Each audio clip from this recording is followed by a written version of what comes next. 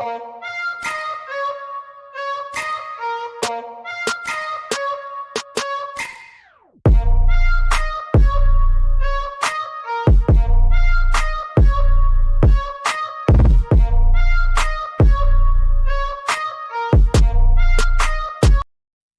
we're live. I'm not ready, everybody. I'm not ready. I just pulled up in this freaking chair and Mav's already hitting the start button. Didn't have a chance to talk to him. Nothing. Listen up, y'all. First of all, first things first, before we even get into niceties, welcome to PM in the PM. Pong and Mav in the PM on a amazing Thursday night. That is February the 22nd, 2024. If your favorite number is 2, today is a damn good day for all of you. So thank you all for joining us tonight. But we got to start off real quick, chat. It feels like it has been like a month, and I don't know why. Maybe it's just because real life's so damn busy all the damn time. Maybe because I'm old, but it feels like it's a month. It's been a month. So listen up, chat. You know how we do here on PM in the PM. That's right, on the Speculators channel, right? We get the hype train rolling at Mach 2.0, but tonight it wasn't good enough for this Thursday. I know a couple gentlemen in this chat whose favorite number must be 2, and they preemptively came in here with a freaking bomb. And that's right. First of all, we're going to start with Mr. Bold Alpha Wolfpack. That's right. He flew overhead and he said, "It ain't going fast enough, Pong. You're late." So guess what? We got to get the train going up to a Mach 2.5 early on to make up for your lateness around here. We got to add 2 more cars. We got to clear the tracks ahead because he came in with an easy 10 bomb. That's right, everybody. The 10 bomb of coal that fuels the furnace of the Speculators hype train. Mach 2.5 already, but not to be outdone. Oh, no. I don't know who this man is. I don't know where he came from. I don't know if he's wearing the S or maybe he's got his Iron Man suit on tonight. But the brother from another, Steel Rain, said, "I don't see enough clear land ahead. We got some mountains that we got to move. And it's going to take a nuke to make those mountains move, everybody. So look out. Everybody on board the Speculators hype train, please duck your head between your legs. Make sure those straps are on tight because I'm coming overhead with the 50 nuke. That's right, the one and only brother from another, Steel Rain, dropped that rain on ahead and cleared the way for the Speculators hype train because we are now up to a Mach 5.0 because of that freaking nuke. Brother Steel Rain, no idea where you came from, man, but you swooped in and you laid it down with the nasty dunk on the court. Choo-choo, motherfuckers. Choo-choo. We are rolling. Hype 5.0. Hype. That's automatically into the 5s, you know. Here right we go. And I don't have it up, so please give me a heads up on who just bombed us, please, sir. Oh, man. I'm trying to keep up with the chat right now. Hold on, because I was looking at something. We got... Jasper, who else we got here? Jasper said Steel made Mav's whole week with that. Yes. What's his membership chat? And then OCDgamer said member for 12 months. And choo choo. Thank you. Yes, everybody, appreciate you all for being here. You guys rock. And man, Steel, Steel, brother, that, bro. Like I love, bro. Man. Bold Alpha, all love. Bold as well. Absolutely appreciate every single one of you guys. Absolutely amazing. Support is unreal. What a start. What a start to the show. So thank you again, everybody, for being here for PM, the PM Pong, and Mav in the PM. Listen, y'all. I don't know about you guys. I got a problem.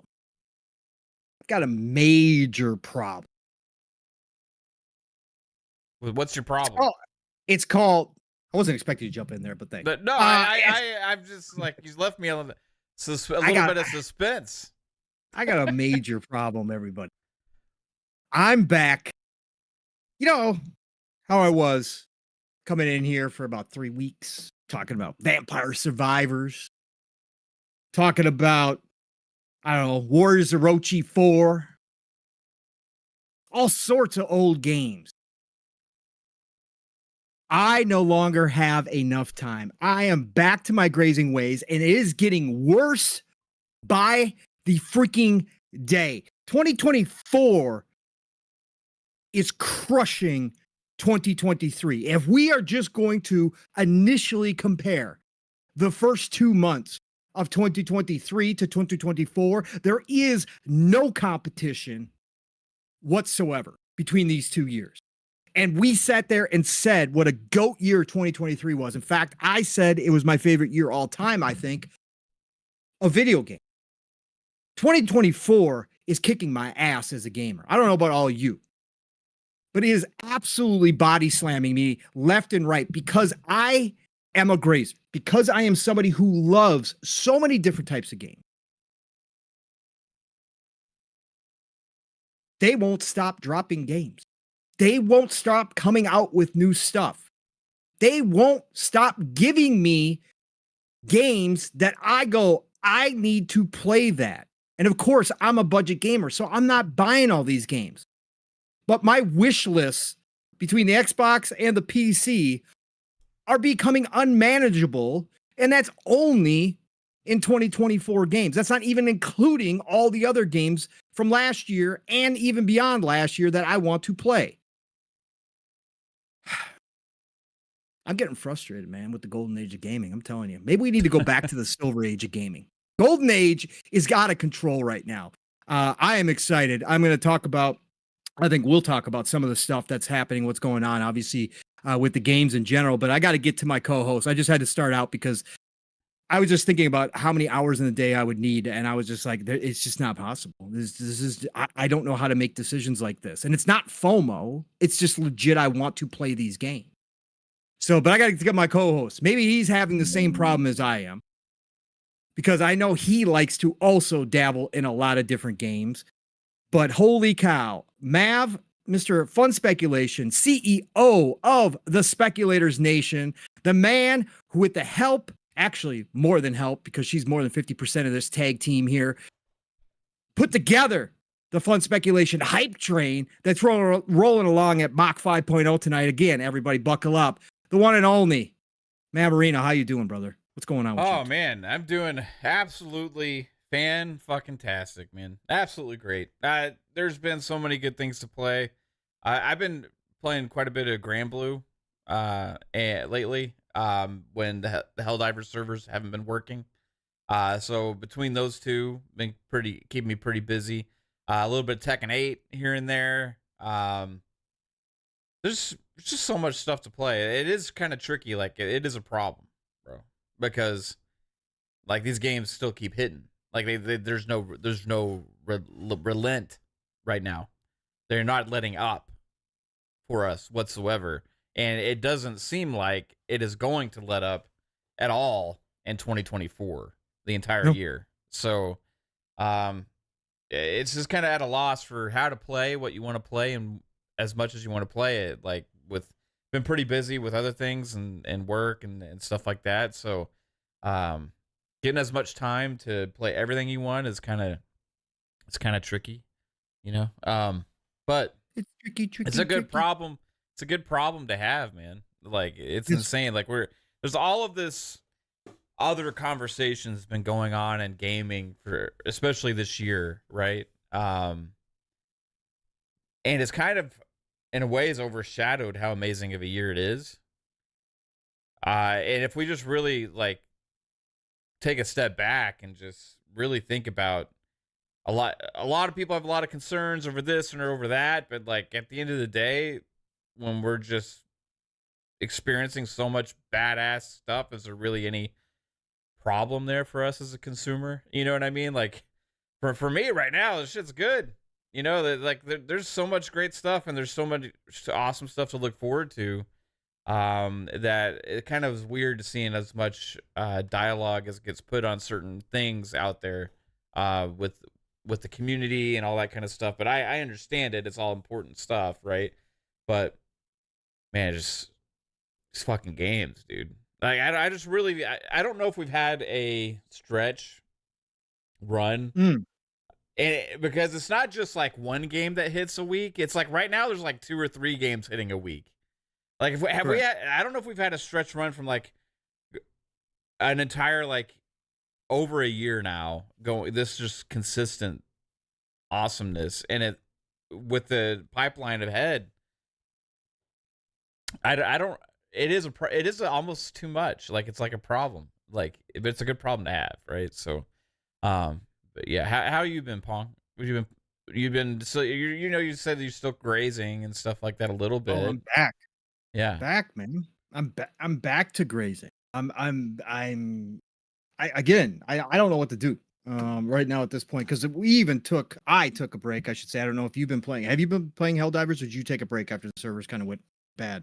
I had tried, and then Yeah. I kept trying, and then I kind of just got frustrated with it. So I kind of took a step back, and I know it's such a great game that I'll be playing that again a lot, right? But there's been some other things that have been getting my attention, things that I was neglecting because of Helldivers, right? Like Grand Blue Fantasy and stuff like that. So that's kind of what I've been more sinking my teeth into.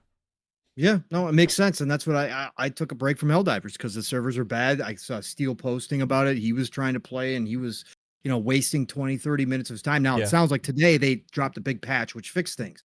So I'll probably be back at Helldivers here. But this week really hasn't been any Helldivers, which was consuming a lot of time last weekend for sure. So, but this week, like, free to play days happened last weekend as well. I started Dead Island 2. I was like, cool. Personally, I played like a few hours on the weekend last weekend during free to play days, and I was like, game's good. It's gorgeous. Graphically looks cool as hell when you're breaking apart zombies. But I'm really in the camp that I had more fun to begin with in the originals than I was having in this one. Mm-hmm. It was good, but it wasn't great like everybody else is talking. So I got done playing with that. Free to play days go away. I'm like, cool, uninstall it. Then Dead Island 2 drops back into Game Pass freaking last night as a shadow drop. What are we doing? What are we doing? No fanfare, just available. I'm like, okay, I was in everybody's DMs. I'm like, anybody verify if this is legit, or is this like a screw up from the free to play days? It seems like it would not be planned that way. Why would you have right after the free to play days? Like, it just wouldn't make sense, Unless they saw the numbers and they just wanted to entice everybody. It's on sale right now. Maybe they're just I have no idea. But it's like a whammy. Like, hey, just put us in Game Pass right now, please. Yeah. Our numbers are gone through the roof. Put us in Game Pass. I don't know. Like, weird. I know, it's crazy. I was shocked. So I re-downloaded that last night, of course, because again, I want to keep playing it. I was having a good time, just not as much fun as the originals, but I was like, this is still worthy of my time. I'm like, I'm definitely want to keep playing it. Maybe it'll get to the point where I like it as much as everybody else seemingly liked it last year. So I'm going to keep playing it because I was having a good time. It just wasn't hitting like the first one. So re-downloaded that. In the meantime, I'm sitting there going, wait, though. Final Fantasy XIV beta just dropped on Xbox. The game I've been waiting for years has just dropped in the middle of one of the worst possible times ever to try to jump into an MMO. I'm like, so now tonight I got to download that as well, right? Meanwhile, I'm still rocking Diablo 4, as you guys know, still rocking Diablo 4, still rocking Grand Blue Fantasy Relink, working my way through that. Having an absolute kick-ass time with Grand Blue Fantasy Relink. I can't suggest that enough. Got Brotato in the rotation as well. Brotato still rocking and rolling. Again, not as addictive as Vampire Survivors, but I like to end it before I go to bed with a round of Brotato. Perfect game for that. Got Helldivers still in the lips. Played some more Suicide Squad. What else I got going on? Oh, Enshrouded. Yeah. That's one I've been playing too. And then, Mav, I went against myself a little bit. I said because the past 2 years have been so packed with games already, and I have so much to play, that I wasn't going to buy into any sales. Right? I not that I would never buy a game on sale, but I wasn't going to do the sale thing. I wasn't going to buy a lot of games from out of sales. Yep. Because I got plenty. Unicorn Overlord is right around the corner. Yep. That's getting a beta, by the way, on Xbox and PC. They confirmed, not or on Xbox and PlayStation, not just the Switch. So we are getting that as well. Dragon's Dogma at the end of next month, and I have to replay through Dragon's Dogma 1 too. But The other night, all of a sudden, goddamn Wario, goddamn cheap ass gamer, two accounts I followed forever, long before I even jumped into this community, right? They start posting, oh, GameStop's got titles on sale for 99 cents, $5. And I swore off GameStop too, by the way. I will not be pre-ordering anything. They screwed up my start. Like disc or like on disc, yes, disc. Oh yeah, it's disc. They're clearing their inventory or online. Online. Okay. They're clearing inventory online. So I go, no, not gonna do it. Not gonna do it, Mav. Not gonna do it. You know what I did? I logged in, bro. I got Deofield Chronicles. For how much? $5. Oh my! Is it still there? Holy shit! You'll have to go look. Oh my god. Okay, hold on. $5. I got Solstice, another game I had my on. $5. Let's see. I got Startopia, which is a city builder / you're on a space or a star base, and you got to build out your economy and do all that kind of shit. I've had my eye on that game for freaking ever, but it's gotten up some mixed reviews on it, whatever else. 99 cents. It's in the cart. It's in the cart. It's done. What else did I get? Oh, Elix 2. Elix, a great AA RPG. Go ask ACG if you don't believe me. ACG absolutely loves Elix. I started playing Elix. Really enjoyed Elix. Want to get back to Elix. Elix 2 just came out like a year and a half ago, I want to say. Elix 2, $5. I was like, okay, definitely getting that. Let's see what else did I get here. I went on a spree here. I actually put some back too, which is the scary part. Where did I post that? Did I put it in the gaming news group? I think I did, or did I post it? Yeah. Dynasty Warriors 9 Empires. Rarely ever go on sale. If they go on sale, they're still like $30, $35, $5. Threw that in the cart. Steel Rising. Game I wanted to play. A game that's Souls-like, but it has difficulty levels where you can bring it down and play it more like an action game. That's that one with the kind of Victorian era kind of, $5. Okay, in the cart. About 6 games, man. I don't need them, right? Of course not. I don't need them at all, but I did it because that's who I am. And I'm sad. But as a budget gamer, when I see $5.99, I'm like, yeah, I got it. I got to grab them while they're here. Yes, they're disc. I still play disc stuff. Yes, we may be going away from disc completely somewhere in the near future. But for right now, I'm going to enjoy it when these sales happen. So, yeah. So I just picked up more games.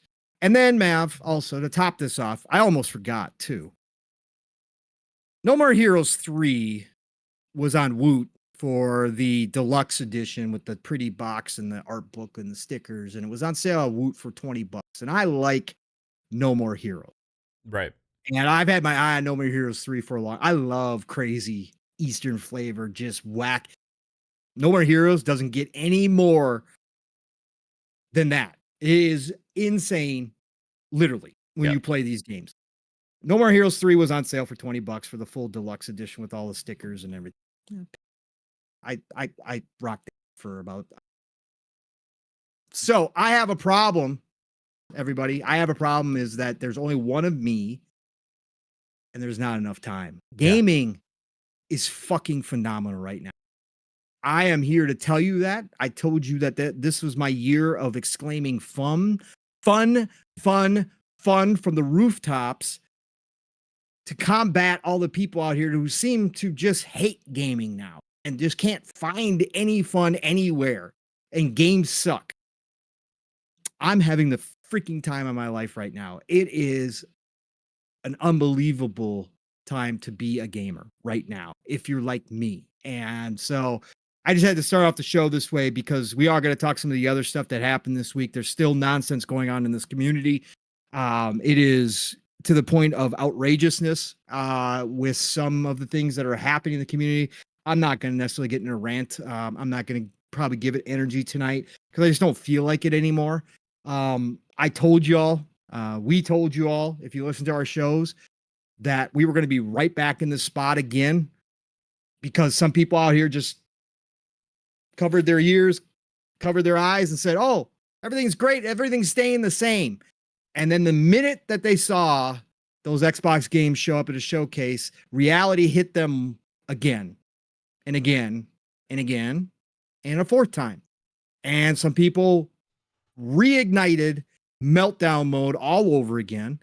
And I just, sorry to tell you guys, if this hobby isn't for you, if it's outgrowing or outliving its life for you, if because Xbox is going multi-plat with some of their stuff right now, and more than likely more of its stuff in the future, and that is causing you to not enjoy gaming anymore, that is a choice you will have to make. You can have every single meltdown you want. It is not going to change the $1 trillion business of what they're going to do. It might slow it down. It may have slowed down what initially was going to happen, but it's not going to stop it. They are going to do this, folks, and others are going to follow suit, mainly PlayStation. It's going to be different to start out with, but they're all going to wind up in the same spot at some point down the road. But if it's not, if it just isn't for you, man, get out, man. There's plenty of other hobbies, plenty of other entertainment out there. Get out. Just do it for yourself, because this ain't going away, folks. It ain't going away.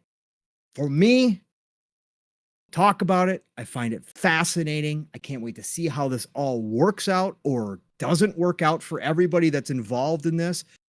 But in the meantime, I'm going to keep talking and playing games, because there is more than I know what to do with right now. And there has been for quite a while. It's the golden age, folks. Golden age of gaming.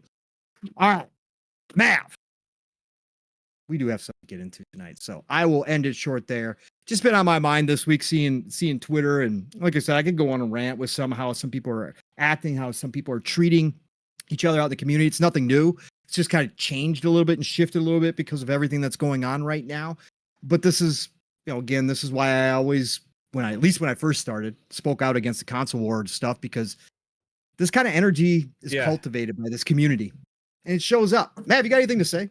I'm just taking over because I've just had a lot. No, I mean, I've been trying to, I don't know if y'all know, I kind of haven't even been on Twitter as much the last couple days, because there's just been a lot. Every time I look, there's just nonsense, right? There's so much awesomeness going on with gaming right now, and a lot of great games were just shown that are on multiple things as well. And I even saw, a lot about certain games that are skipping Xbox and stuff like that again this time.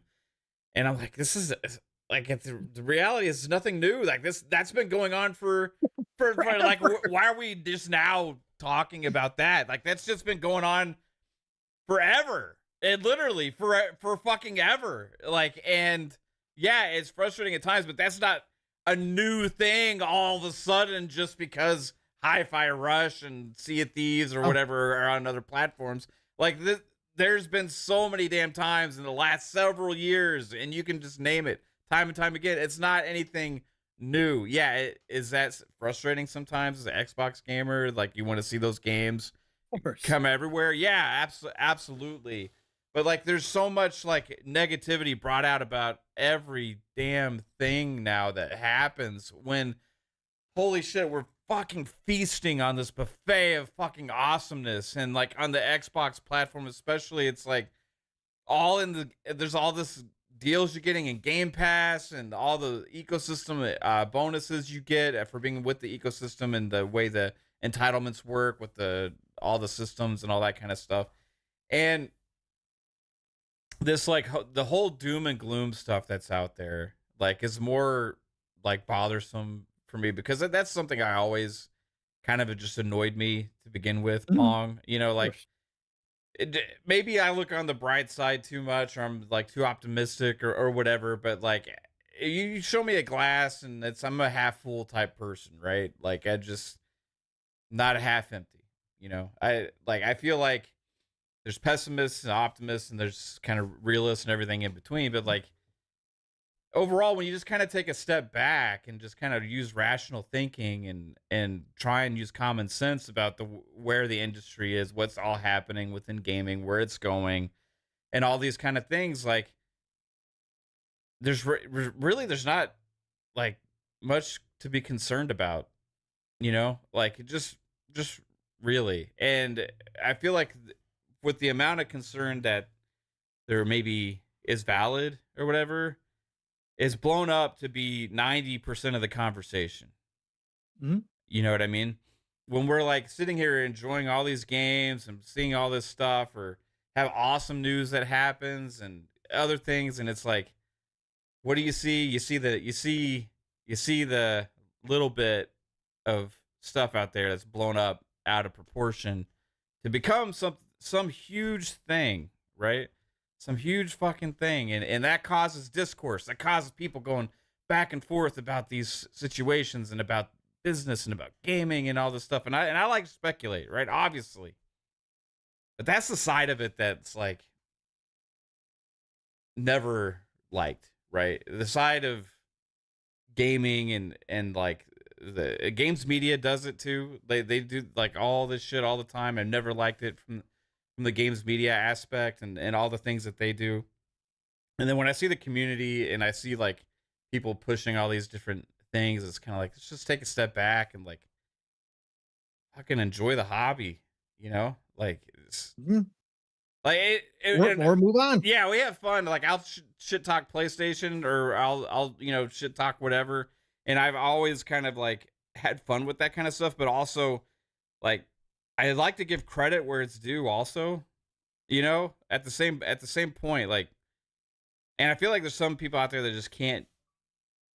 That's where the console work bugs me. You can't give credit, when something's good. No. Yeah, it's No, like no. you have to be like, You're a pony bot. everything You're a pony sucks bot. ass, no matter what they do, no matter what they say. You know what I mean? Like, I like to give credit when it's due, man. Like, good games are good games, and like, maybe not everybody agrees every game is good or whatever, but No, yeah, no.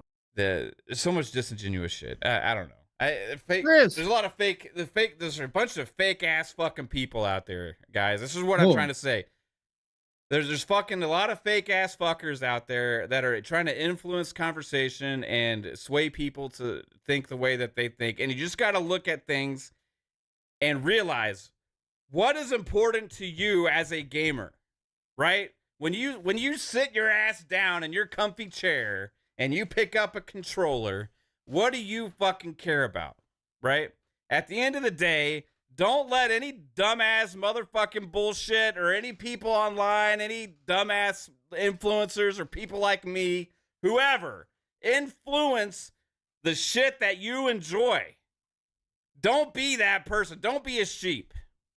Don't be a sheep misled by the coward dumbass shepherd, right? Just go and do what you enjoy and play what you like, and fuck those people that try and tell you that it's not okay, that you can't enjoy this, you can't be happy with this. It's not okay.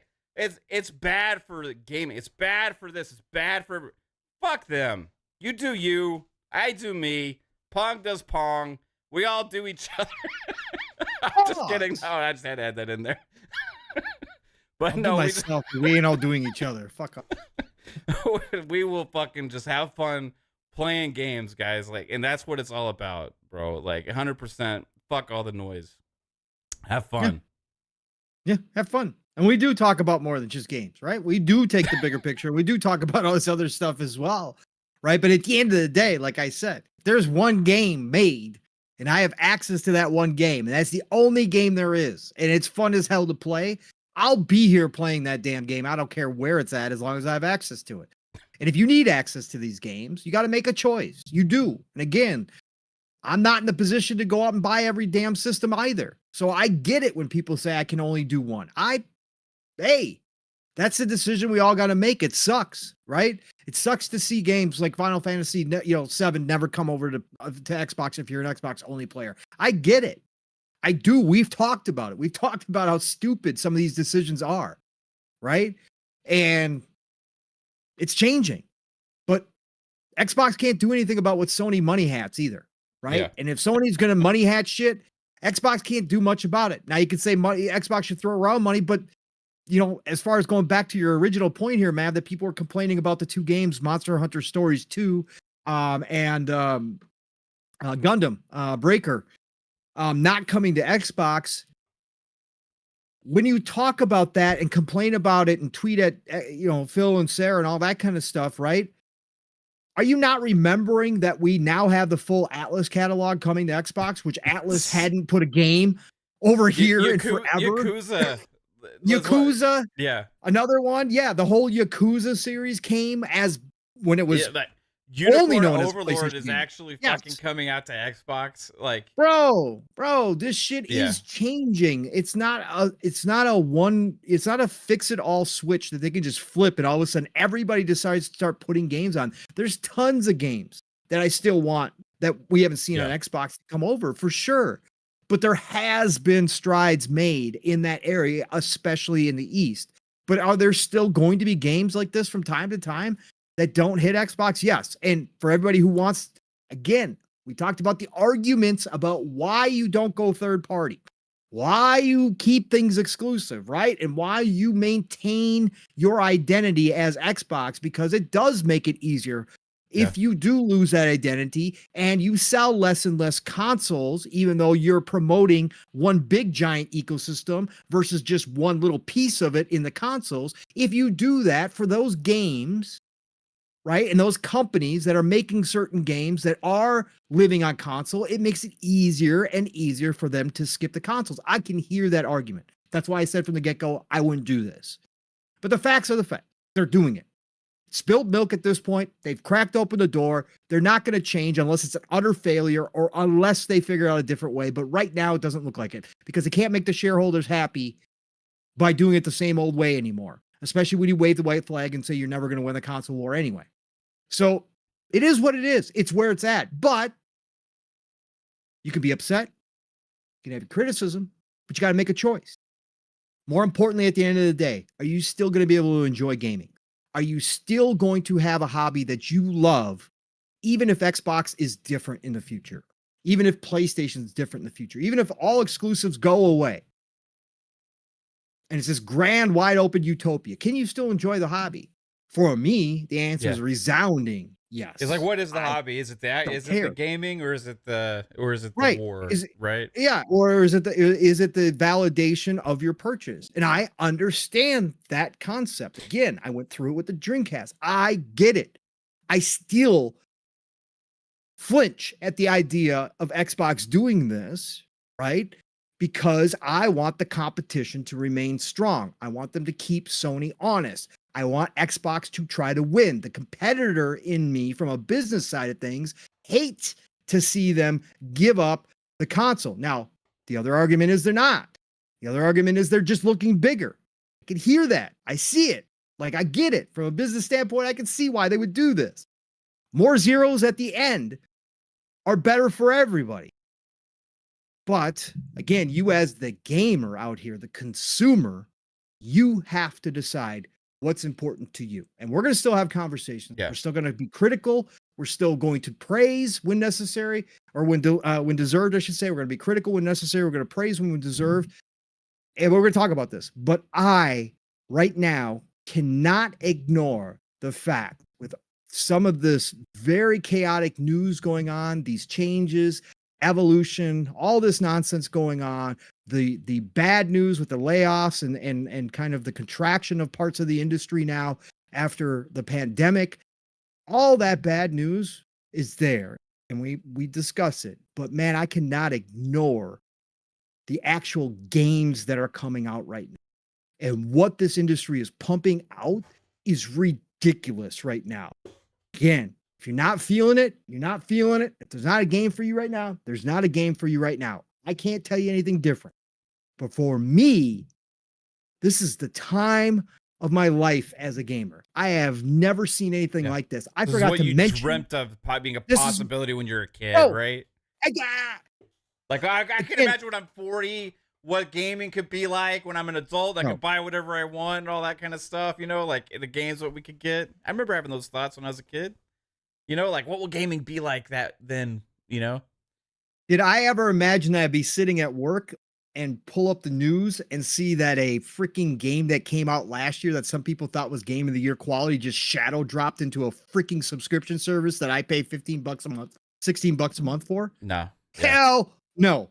That I would walk in my door from work and hit the download button and within 25, 30 minutes be playing Dead Island 2, which I just thought I just had a chance to play for a few hours during the free to play days. And all of a sudden it's back in the service again. And I get to play the whole damn game for free if I want to. And again, free in quotes. I pay for it, subscription. But no, I never thought that, Mav. Did I think in 2024? I forgot this when I was going on my spiel about how many games. Man, the gaming gods say, oh, hey, we forgot something, guys. Yeah, the Nintendo Direct, we forgot one for y'all. We're bringing back Star Wars Battlefront 1 and 2 collection for everybody. We're updating that for y'all. Oh, and we're also going to give you back the online 64-player game. Excuse me? Yeah, man, not just on Nintendo. Also. Not just on Nintendo, across the board. Everybody just failed to mention this was coming. Nobody knew this was coming. Nobody leaked that this was coming. One of the greatest 2 multiplayer games that I've had more fun with. Me and my kid played so much Battlefront 1. Just coming back out of the blue in 2024. Up-resed, 60 frames, and they're going to turn the freaking servers back on. It just doesn't get any better than this, man. It really doesn't. What a time to be alive. Yeah, so you're speaking of the subscription service, right? And it's like with Game Pass, and like right now I have 2 because I have Game Pass and I have Ubisoft, right? And there's just between those 2, there's so much stuff to play. But I remember like when I was a kid, because like, times were lean and stuff back then, or at least it was for our family, and going to pick out a game was like once in a couple months thing. Maybe you get to go to like Toys R Us, and you stare at the wall of cards. You remember the wall of cards where they had the sleeves. You pick out the card and you take it to the magic window, and it was such a hard decision because you're going to be playing that game a shit ton. You didn't really trade in stuff back then. Like you bought the game, you played that game, and that added to your game collection, which was usually pretty small, right? For most of us kids back in that day and age, right? And it was always a tough choice, and you kind of wanted to get what was popular, but those games were $50-$60, right? And you only got to get one every few months. At least that's the way it was for me. So, you would kind of do Blockbuster and stuff like that, or whatever other rental stores they had to test things out sometimes, to kind of feel like to kind of know what you want to buy. But for me, it was like, also there was this liquidation store that opened up every Christmas. It was a restaurant supply the rest of the year. And then around Christmas time, it became a toy liquidation store. And they had a bin there, right? And they had Sega Master System games, because that was what I played on when I was younger. I had a Sega Master System. And they were like $14-$15, right? So they had a bin of $15 games. So that was the time of year I got to get like 3 games, right? I made sure I could go in there and get 3 games at $15 a piece or whatever. Walk out $45. It was a lot of money back then still, But that was such a hard decision, even just in that bin, to go through those 20 possible games that are in there and pick out the 3 that I wanted. And then those 3 you're stuck with. You get like Alf, Space Harrier, or whatever. You walk out and it's like, that's it. There's no turning back. We went from that, and back then had me having thoughts of like, what would it be like one day? I thought games were going to be like $200 probably, because they were already $50. And I felt like they were going to, who knows how big and insane they could be, or how real they would look.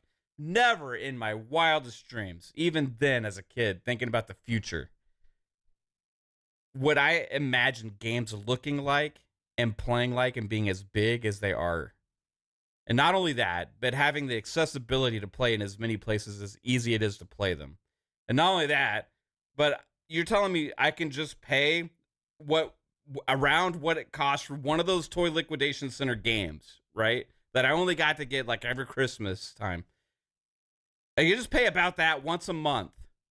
Mm-hmm. And I have like 500 fucking games and just random games just dropping in there all the time. Like great games. And people look at that. I look at it and I'm in fucking awe, because if you were to tell 10-year-old me or 9-year-old me that would be the future of gaming, I never would have fucking believed you. Never. I never would have thought it could get that good. Never thought it could get that amazing. In a million years, never thought we'd be living in the gaming world that we live in today. And it's just so fucking good, man. And like, people talk about, I want things to go back the way they were and all these things. We were joking around on Xbox Ultimate, like about like physical and, you know, all the people always have their things that, you know, you want to complain about, or like, oh, the good old days, or like, man, I wish I could just do this or wish to do that. But like, man, none of this shit would exist if things always stayed the same, you know? None of the stuff that we're getting to enjoy as gamers and on the platforms that we all play on would exist if everything stayed the same as it always was. So when there's change and when there's new things happening, right, and the industry's like seeming like it's changing and new things are coming out, technology's changing, all these things, you can do one of two things. You can say, well, I just want things to stay the way they are, or I am really curious about what the fucking future is going to look like. Mm-hmm. And for me, I think back to me when I was 9 years old, 10 years old, whatever. And if things had stayed the same then, it would be good, you know, still be happy playing games forever. But God, am I glad things changed. And they changed for profit from the businesses. They changed for money. They changed for the corporations to figure out how to make the most money out of us. Yes, right. But man, I will always want things to change, because ultimately, like, that's why we're eating so good today. And I think that's why we're going to keep eating in the future, because the fucking thing, like, gaming is just insane, man. I love the hobby. I will be passionate. I'll be playing video games till I'm 80 years old, 90 years old, or till I physically can't anymore, you know? And I can't wait to see what the future looks like. Same as back then, I know one thing to be true. Whatever I think gaming could look like 30 years from now, yep, I will be dead wrong. Probably. If you were to go back 10 years, you would never be able to predict, you know? Like, it's just crazy, man. Anyway, sorry for the long tangent. No, this is the way. Hey, sometimes we start our shows this way. This is the way I love it, man. So I knew it was going to be kind of free flowing anyways, show as always, but I knew that we had some things. Again, now that I'm back in the flow again, I went through a spot there where I was playing the older games, and it was just I was kind of waiting for this time, but this time it's already grown exponentially just from what I thought I was going to be playing to what I'm now adding to my list of games to play. I had no idea, because this is the surprise of the industry still to this day. And there's literally like 100 games right now on Steam. Steel is selling me on Last Epoch. Yeah, it is me too. Mav, the things that they're doing with that damn game, bro. Like he was telling me, because he's back to playing again. He was a founder, so he's got it, and he's back to playing. He's telling me like the stuff that they have in there, and I'm like, bro, stop. I'm like, I'm still loving Diablo 4, but the things you're saying like make me want to go pick that up for $30. There's just stuff like this, and it's not going to end anytime this year. This year is filling up. The first half is completely full. It's probably overflowing at this point. The second half is starting to fill out with little things here and there that we know about, but I imagine the second half is going to be just like this first half. This year is going to go along with our predictions, Mav. I'm feeling it, that this could wind up being considered a better year than even 2023 with all those big hitters and all the surprise hits last year.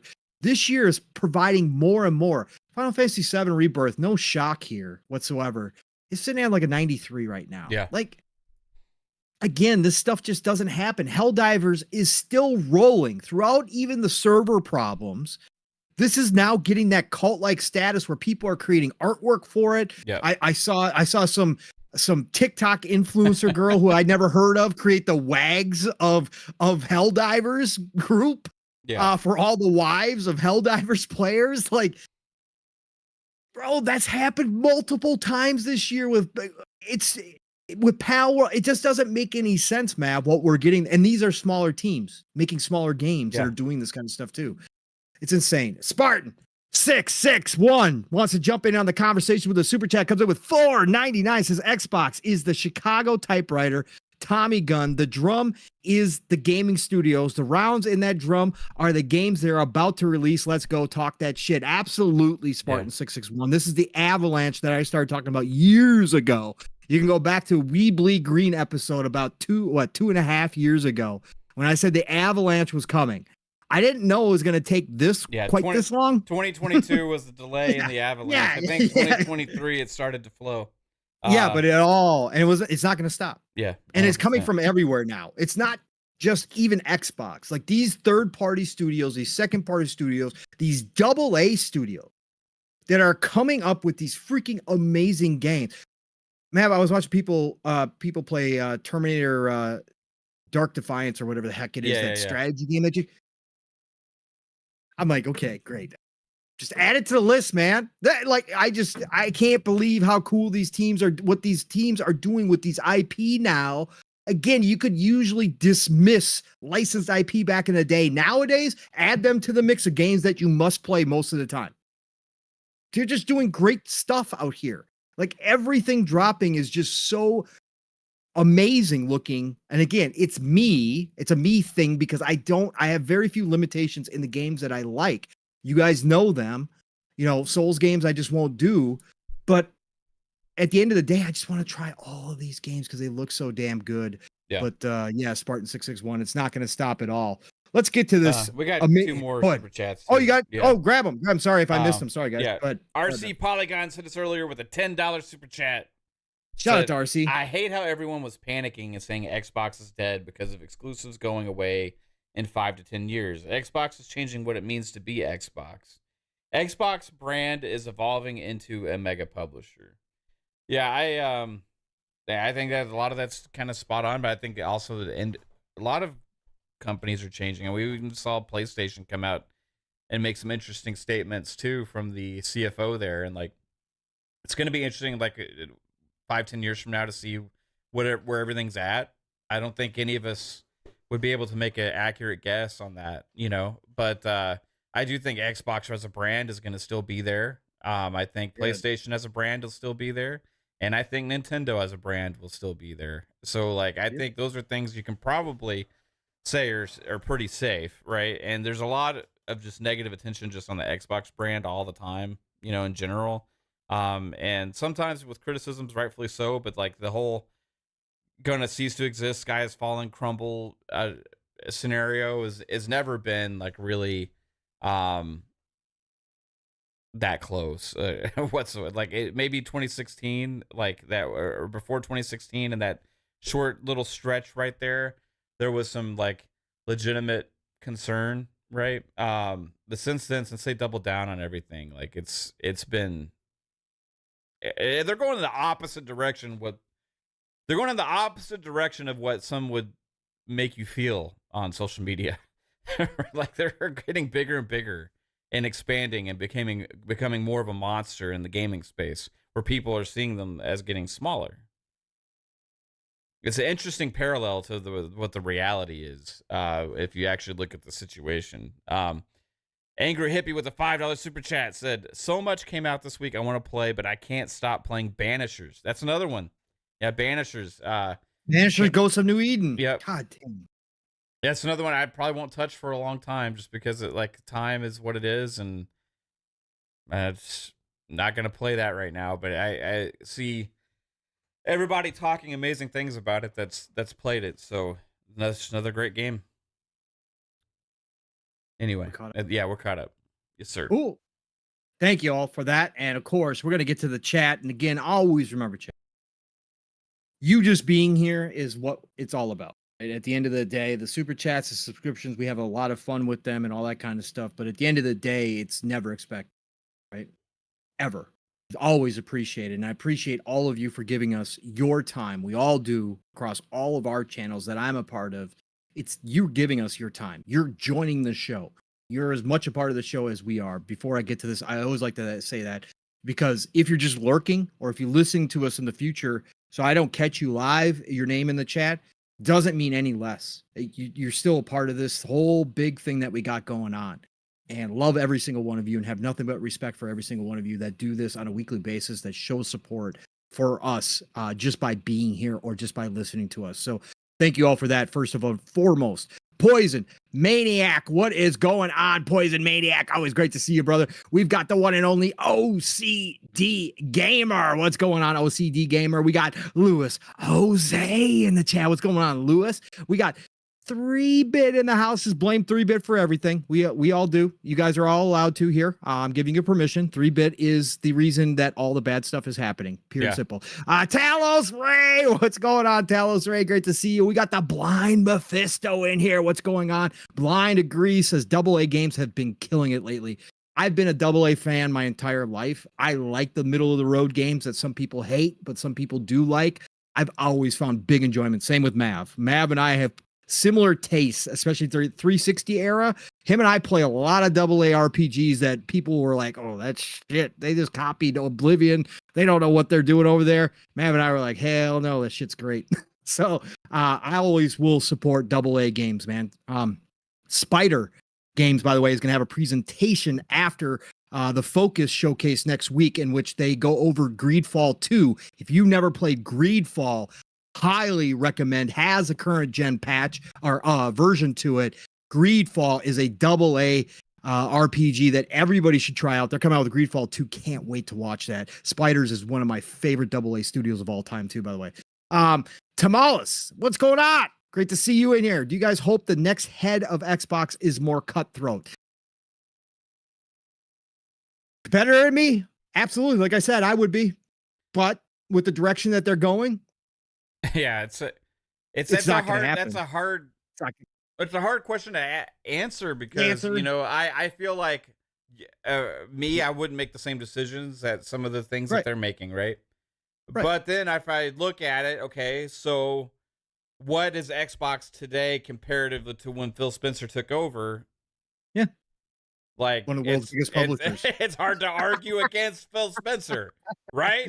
I mean, yeah, you could say it, well, but they're still losing in the console space, but they like I think the core thing here, Pong, with the thing is like obviously most people in the community that we're involved with, right, is console gamers, right? Xbox console gamers, either or your PlayStation console. And so the focus, right, and what a lot of us feel and the feelings that we always portray about gaming is always comes down to console, right? So like you see the wars, the console wars, all that kind of stuff. You know, like Xbox is losing, Xbox third place, and all this kind of stuff. The reality is Xbox is not in third place, right? The reality is Xbox is doing massive numbers. Like console's a piece of it, right? But they're less. There's so much. It's not that it's not important to them. It's just they're so much less reliant on it, right? It's not the bread and butter of the ecosystem anymore, right? So I feel like for console gamers, it's easy for us sometimes to feel like we're not the focus anymore, you know, because you want them to focus on console as much as everything else. And that's where I think us as console gamers have to do their job to still make sure that they see us as like they still treat console gamers with respect and have us as a core part of the ecosystem. But like overall, if you talk about the success and the strength and everything that they're doing, like they're fucking okay. Like Microsoft and Xbox is in an amazing place, and a lot of people that talk about they're not because of this, because of that, because of this, are only looking at a very small one little piece of the puzzle. And when it comes to the console space, right? But for Microsoft and for Xbox, it is way bigger than that. Where again, console gaming is just a small portion of the entire thing now. So it's like it's interesting to look at and think of that way. And if you consider what Microsoft and Xbox is, I Yep. would say Phil Spencer's probably the right person even going forward for that, for sure. Mhm. And he's evolved him into that, you know. It's his vision.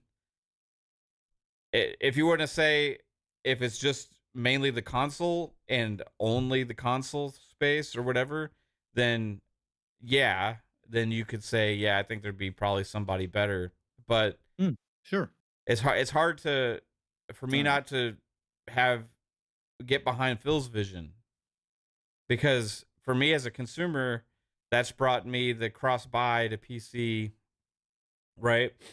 It has cross save, right? It's allowing me to play the games on my tablet or all these other kind of things that I never would have really done before, and that's added value to me as a consumer, right? A Game Pass as well, all of this stuff. So for me, I'm like, yeah, I may not have the vision for it, but I'll see what Phil turns Xbox into, and I'm gonna ride with that because it's done wonders for me already, you know. Yep. So Absolutely. Nope.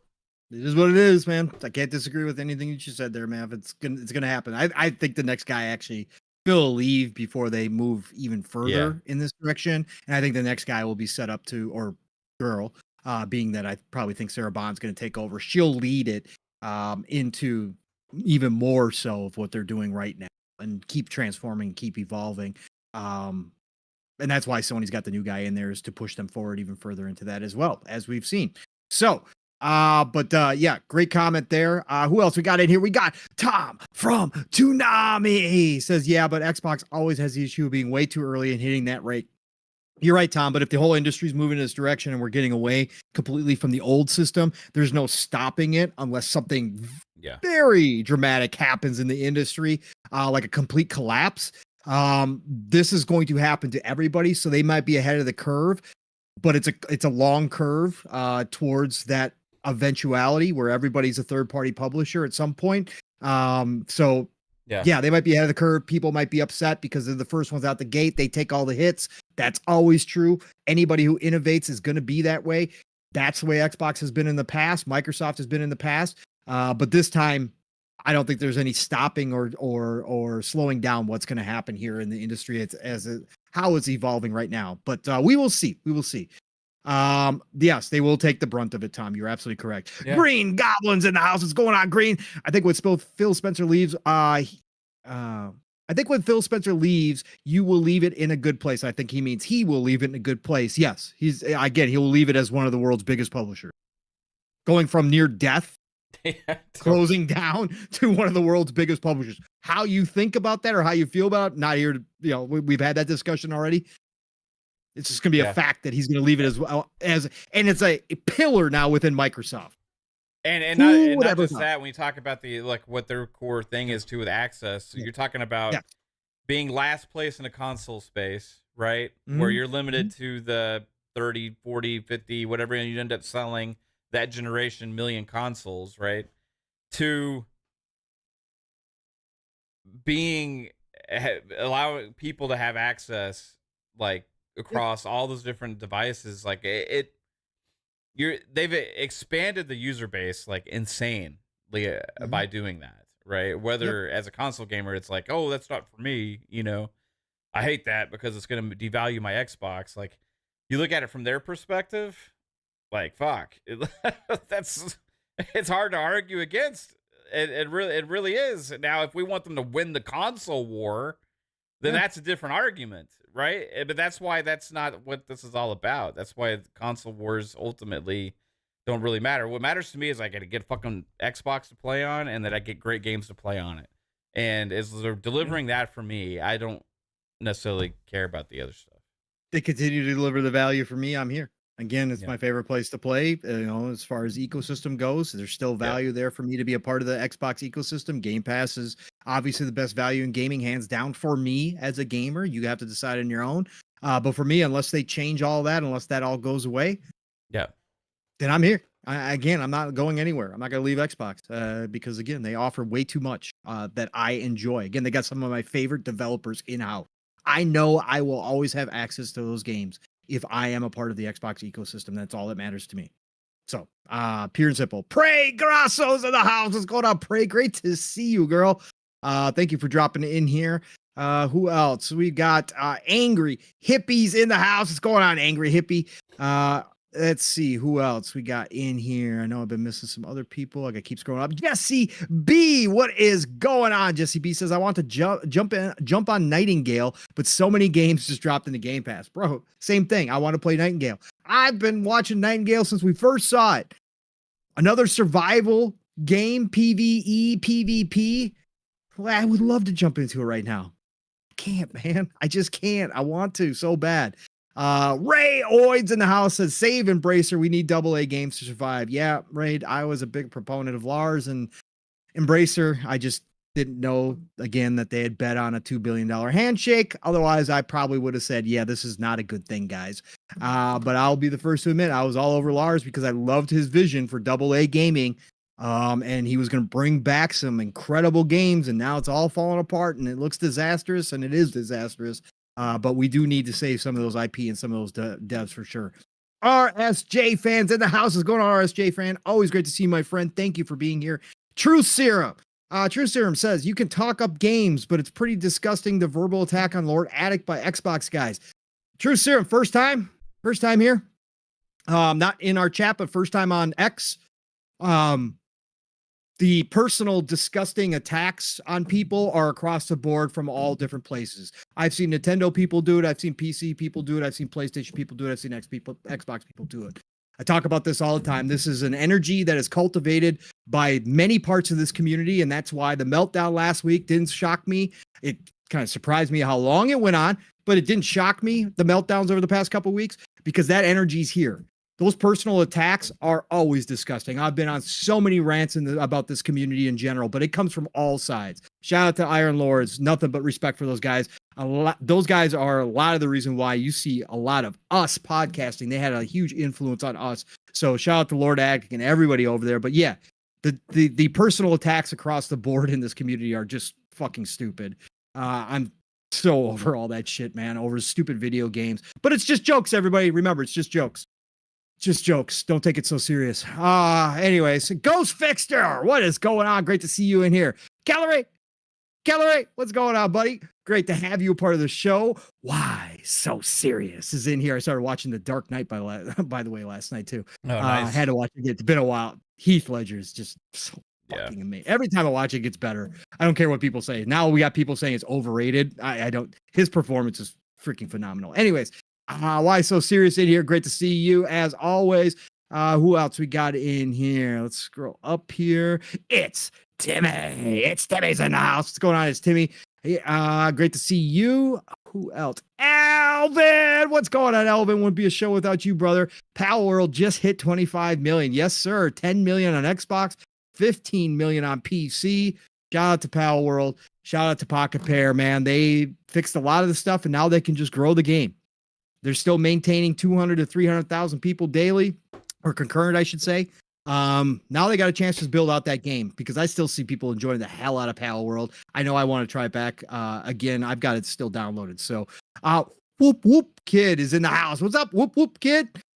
Bring back Cortana on the systems. I want to talk to my system. I agree with you, sir. I don't know if you've been listening to our shows, but I said that next console, I want them to bring back Kinect. I want to give me a virtual AI assistant on my games. I want to be able to talk to Milo. Bring it all back. Bring Cortana into the picture. I want her and Milo to be having conversations while I'm playing games. Hey, bring it all on. I agree wholeheartedly. Who else is out here? RDM's in the house. What's going on, RDM? 90 years old, can barely see anything on the screen. I will still be trying, sir. Even if I have to sit 2 inches from the screen, I'll be there. Promise. Who else is in here? I got Green Goblin. Free Bears in the house. What's going on, Free Bear? Always good to see you. We got Bledsoe 45 SBC in the house. What's going on? Bledsoe 45 SBC. We got Mr. Waffles is in the house. What's going on, Mr. Waffles? Again, he hates pancakes. Obviously, that's why he didn't call himself Mr. Pancakes, but he does love waffles. Don't know why he hates pancakes. Anyways, Mr. Waffles, great to see you. E Ranks is in the house. What's going on, E Ranks? Great to see you as well. We got Chrisia Gil. I screw this up every time. Chrisia Gilbo. Forgive me if I destroy it, but thank you for being here so much. Great to see you as well. Who else we got in here? Oh, my favorite cereals in the house. One of my favorite cereals, not the ultimate cereal, but one of my favorites. Captain Crunch is in the house, everybody. A round of applause for Captain Crunch, one of the best ever to do it. We got Nam Omar, of course, is in the house. What's going on, Nam? We got Rellskee in the house. What's going on, Rellskee? We got the Jeremy Brown joining us this evening. Great to see you, Jeremy. We got Masshole 1977 in the house. Great to see you, Masshole. We got the Def Leopard in the house. What's going on, Def? Who else? This is as far back as I can go. Let me see if anybody dropped in the bottom because we've been talking a lot. Oh, we got the big hammer in the house. We got the man with the biggest stick in town. Pause. Not that kind of stick, all you pervs. No, we got the one and only, the man who cleans up chats like nobody else. He is the janitor of the chats, the boss mod. Lethal Papa's in the house. What's going on, boss mod? Always great to see you, brother. Of course, we got brother from another Psychonauts dropping in here as well. We got J Mac. What's going on, J Mac? Salute to you, brother. Shout out to the gray beards out there. I got the grays coming in my beards a lot. So shout out to you. J Mac, always great to see you as well, sir. We got Zay429 dropping in with the 2 bomb. That's right. Zay429 comes in and says the new episode of Halo was amazing. I'm hooked. I will let Mav talk about that if he wants to. Mav, have you checked out the new Halo episodes? I'm up to episode 3. I think there's one that came out last night. I haven't seen that one yet. So, Connor, better than season 1? Yeah. I mean, I still like season 1, but yeah, it's a lot. Of course, because you like Master Cheeks. It's definitely so far big improvement. Nice. Good for all the Halo fans out there. That's what's needed. We've got Double Barrel Gaming is a channel. Mr. Boomstick is the man. 5 days away. 5 days a week. Shout out to Boom. Great to see you, brother. Brett Bingham says, Pong Soul, you're sure it's not that kind of stick? Yes, I am positive, and I'm not even going to imagine it. So yes, that is definitely not the stick I was talking about, Brett Bingham. Great to see you, brother. Thank you for dropping in here, though, and joining our show this evening and being a part of it. Who else? Anybody else that I missed? Nathan Hardman's in here. What's going on? Nathan says 53 and still in the game. Shout out to you, brother. I got 2 more years before I hit that 50 crowd.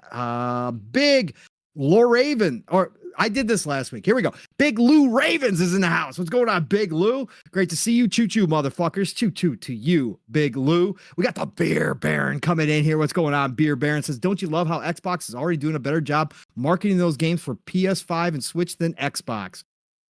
Oh, boy. Wilfrey Rosario is in the house. What's going on, Wilfrey? Says, the media shit on Pal World and praises Helldivers. We are who we thought they were. Yeah. When it comes to the media, we've been going on rant after rant, especially me. It's one of my favorite rants that's still going on is the media. They are burning. They have burnt all their integrity. They are down to the embers that are still left over because the masses don't care. They don't get it. They don't pay enough attention to know that they're being fed bullshit by the so-called mainstream media when it comes to video games and in life in general, but we won't talk about that. They are being fed bullshit and they don't pay attention enough to see it. So the mainstream media gets to lumber on like a zombie and they get to continue to put out their clickbait. And let me tell you something else. This community feeds into it too as well. And they do it on purpose because they know get the community riled up and the community retweets it and talks about it and does all that kind of shit. At this point, there's nothing to be done about them. They are who we thought they were, and they have zero integrity. They aren't real, not all of them. Again, I'm not lumping them all in. There's some really good ones out there. But in general, the mainstream media aren't really journalists, quote unquote. They are modern day editorialists who only do this for clicks. And that's how they write their articles. And they know who they could fire up with these articles. And it's the Xbox side that gets hit over the head time and time again. IGN, we're updating live. We're updating our articles live now. That's the new excuse I saw. for why they left Xbox off the Star Wars collection. We're updating it live, and Xbox was the last to say that they're getting the game. Yeah. Why did other people know it was coming to all those games way before you guys did then? Oh, because you don't do your fucking job. That's right. That's right. You don't do your fucking job. Oh, but if you point out a mistake, you're lazy. You're a conspiracy theorist. Of course. Right. It just so happens to be one-sided all the time. Yeah. Yes. It's just coincidence that it's one-sided all the time. Froggy T, right? I see you in here. We got the Decado, of course, in the house as well. I see you all jumping in here. We got the Code Equestria. Code Equestria. My dream is so close. I love games, not hardware. I just want more accessible things. Can't argue with you. Again, the utopia that could possibly be, again, we'll probably fall somewhere in the middle, but the more accessibility, the better. If you're just thinking as a gamer, 1000% agree with you wholeheartedly. We've got, of course, J-Mac, who showed up in here earlier, and I named him off. Guess what he said? He said, I heard this train. I heard over the loudspeakers on the hype train. The speculation hype train was going Mach 5.0. That ain't good enough. We got to get up to Mach 5.25. Us gray beards don't have time to be wasting around here. So we got to get going faster. And he came on the court and he gave us the easy 5 layup of coal to get the furnace burning a little bit hotter. And we added another car full of people to the end of this train. Thank you, J-Mac. Choo-choo, motherfucker. Thank you for that gift. We appreciate you, sir, so much.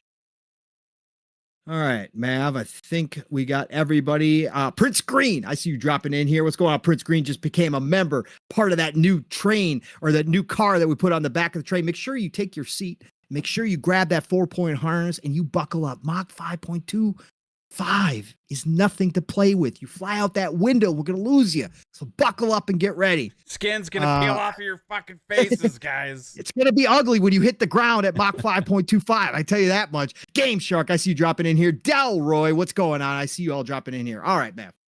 Let's get down to business. We are already an hour. Well, I was late, so an hour. We'll call it an hour 15 in already. It's good to be getting down and talking to some games, though, is what we started the show off with, talking about how 2024 is just absolutely kicking everybody's ass with goodness, not badness, goodness, when it comes to pure gaming. So we started off the show that way, but we do have some things to get into, Mav. And obviously at this point, we should probably hit the main topic first, because again, as I said, my opening or towards the opening, meltdowns happened again because people finally saw, Mav, the Nintendo Direct, the long-awaited Nintendo Direct. No, we did not get the Switch 2 announcement. This was a third-party partnership Direct, which they made quite clear it was going to be. But we got the Nintendo Direct, and we're going to talk about the games that they show at the Nintendo Direct because there was a lot of cool third-party games in there, like the Star Wars Battlefront collection. But what did happen there, Mav, and then kind of weirdly announcement for PlayStation came out too afterwards, so not at a PlayStation showcase. Like Phil acted during the business update event that this was going to be some big to do when they announced these games, and it was like, oh, okay, I guess everybody else is going to tell everybody what's coming first, and it wasn't that big a secret, and it wasn't that big to do because, well, Nintendo Direct came along this week first, and we got two of the Xbox games. 2 of the 4 were announced for the current Switch. Now, I think there's some idea that maybe the Switch 2 is going to get announced. We'll see the other 2 over there when the Switch 2 is announced. But for the current gen Switch, the Nintendo Direct started off the entire show, Mav. Yeah. Opened up with Grounded coming to the Switch, which is something that we guessed, which was one of the games that we had all speculated was probably when Phil was talking about games as a service. So Grounded, and then later in the show, Pentiment was also shown with another collection of games coming to Switch as well. But Pentiment is coming, and I will throw this in, Matt. I don't think this is a big deal, but it is a fact, right? That actually a 5th game, or if you want to split them up, a total of 7 games were actually announced because they're also Nintendo announced going into their online service only. So it's not going to be available for purchase. You have to be a part of the subscription. But they are bringing back some of the rare games, man, like RC Pro-Am, which is a game that I've wanted to go back to for a freaking long time. I'd love to see that on Xbox. That's not something that's available on Xbox. The original Killer Instinct, right? Coming to that service as well as 3 other games. I forget the 3 other games, man. Forgive me. I could probably look it up because I've got that posted. But technically, since Rare is owned by Xbox, this has to be a partnership deal. This is not part of the group that Mav actually taught, or that Mav, I'm looking at your name. That Phil talked about. I told everybody at my business update. Tell everybody. So this was kind of under the cover a little bit, and I saw some people that were kind of upset with this too, and I could see it. Like, why don't we have access to these games on Xbox? Right? Why aren't these including Game Pass? Why can't we play these? Are they in Rare Replay? Yeah, I believe they're part of the Rare Replay. Are they? That's in Game Pass. So if that's true, but RC Pro-Am's not in there, is it? I don't know. There's like 30 games in there or some shit like that. Did I really miss RC Pro? Chad, if RC Pro-Am's available, it's in the Rare Replay. Yeah. Okay, it is in the Rare. Okay, then I've been blinded this whole damn time. I've talked about RC Pro-Am so many times. Fuck, I'm gonna go download that tonight. Anyways, so that got put in the show as well. But Mav, how did you? Let's just talk about this, and then we'll kind of run through Nintendo Direct as a whole and kind of cover a couple of the games in there, or some of the games in there. But Grounded, Pentiment finally being shown off, Rare Replay getting thrown into the Nintendo subscription service, Nintendo Online. How did you feel this went over? Did you feel like, how Phil presented that it was going to be some big to do? Kind of just was like, I thought the Switch games are going to be part of their Direct. Like they're not going to go tell, like, because for Nintendo, it's probably kind of still a big deal to have 2 Xbox games on their thing, or even if they're not making a huge thing about it. Like they did lead off with Grounded, They did. So like it makes sense why Phil couldn't say, or felt like he shouldn't say, even if it's like not this big huge thing. Here at Nintendo, we like Xbox, and we're bringing to you Xbox. Like, no, they're just gonna include them with their other games, like their other partners. But like, I feel like it still is interesting seeing those games there, and the fact that they chose it to lead off the show kind of tells you what they think about it, right? So it doesn't surprise me that like it wasn't a bigger thing or anything like that. I just felt like they're probably were gonna be at the Nintendo Direct, and they were. So as far as that like and actually seeing it, I could care less. Just be honest. Like I just watched it. I'm like, oh, it's interesting. They put it first, Grounded first. It's leading off the show, And then you didn't side eye your Series X and go. No, I didn't want to like go pick up my Series X and go throw it in the trash can or start kicking it or say like, why are you doing this to me? Why? No, I was just cheating on me. Interesting. They're leading off with Grounded. Yeah. That's literally my reaction.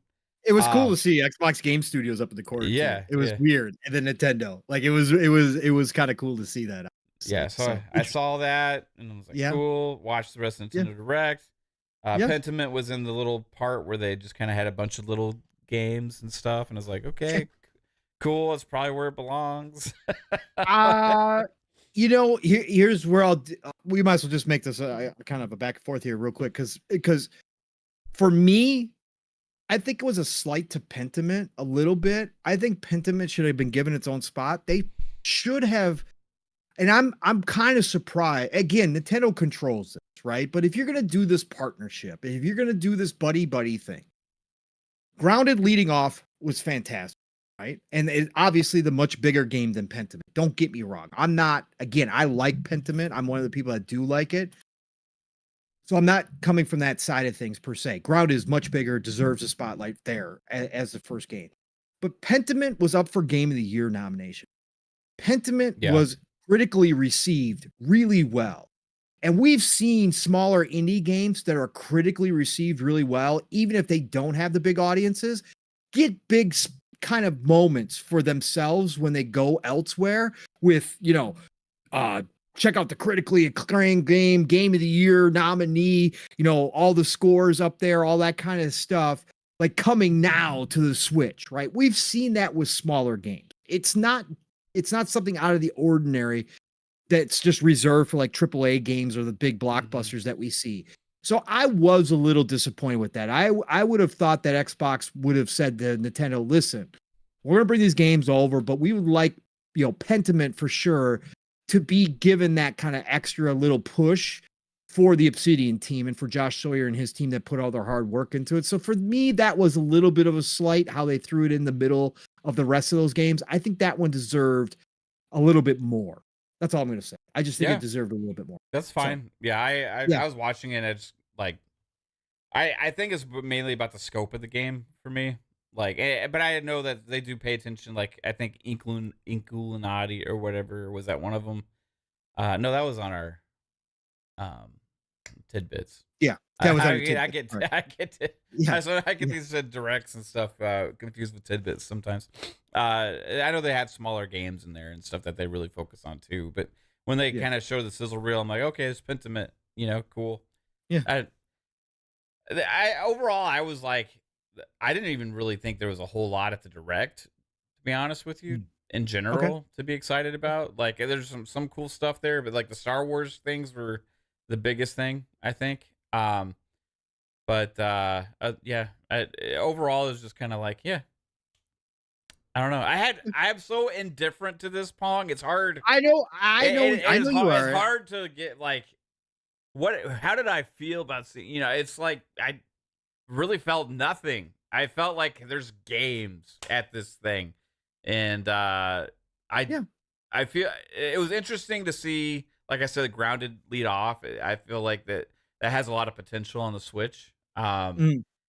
So, if Halo Infinite was there, would you have felt different? No. Okay, fair enough. Honestly, I would have been like, I would be more excited to see it, probably because I care more about Halo than I do those other games. I'm like, oh, it's Halo,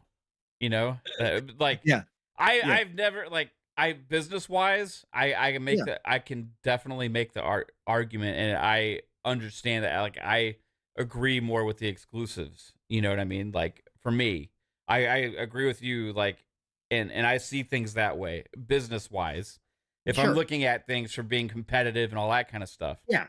But like, in my heart as a gamer, like gamer wise, I could fucking care less.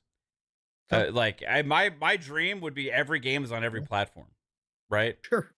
And I buy the device based on the quality of the device and the ecosystem that the value of that ecosystem to me. And it's not just about the exclusive games that are on it. It's about the service toward the consumer that's provided to me for the device, you know what I mean? And what you're paying for and all that kind of stuff. And like, that would be my utopia, but business wise, it doesn't make sense for these platform holders to do that. And that's why I think Xbox makes a mistake with this stuff right now. But emotion wise, feeling wise, no, I would actually maybe like, I wonder if this means they're going to have more updates like on Halo, or like, I would start thinking about that kind of stuff more or less than the other, right? I would be like, wow, it's going to be crazy. Listen, Nintendo players play Halo. I'd be like, oh, and then my second thought would be like, oh, if it's cross-play, there's going to be a fucking noob fest in there. There's going to be time to jump in. The Sea of Thieves community was all about that. We'll talk about that here in a second, but it was cool because they did announce Grounded has cross-save, cross-progression, cross-play amongst everything, right? So that is something that Phil addressed during the business update event, that he wished, hinting that Nintendo and Sony would do that more. And they got it for Grounded, which is awesome to see. So that is definitely expanding the player base, which is what their goal was. They claimed, their main goal was to continue to expand the base of Grounded even further than they're currently at. So great to see that. A lot of new people can jump in. Great for families. Great for kids, families with kids who generally play on the Switch. Maybe, parents play on the box. Kids like to play on their Switch. Now they can, convert them over and have them playing Grounded on the Switch as well. You know, it is a great game for that. And, I'm more in line with you, Mav. It was weird. Like I said, it was cool. It was strange seeing the Xbox Game Studios up there alongside Nintendo and all that kind of stuff. But we knew it was coming. It was the game that we had guessed. And so, for me, it was like, okay, cool. Awesome. They did it. Looks decent on the Switch too. If what they were showing was what we're going to see.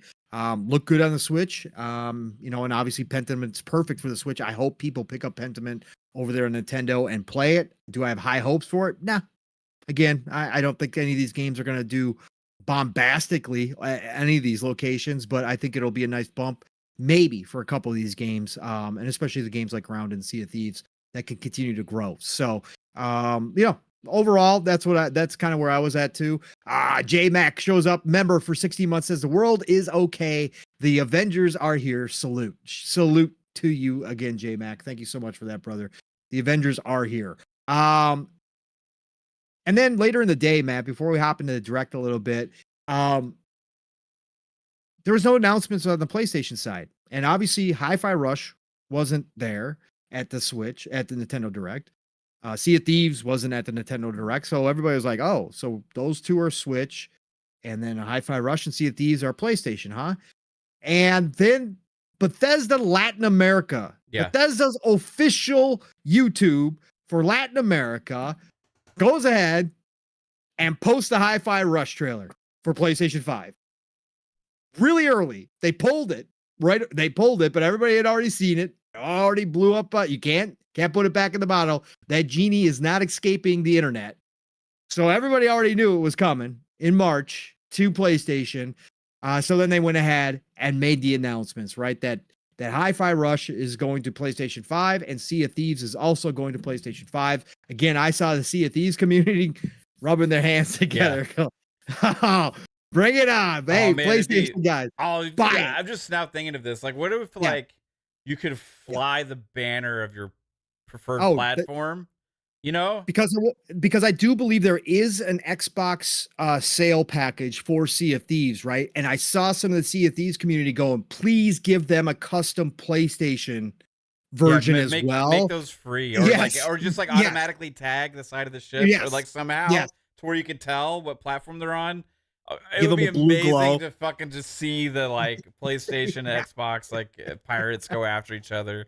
That sounds, things like that I actually think of more, and that sounds more fun than anything else about the possibilities of that kind of stuff.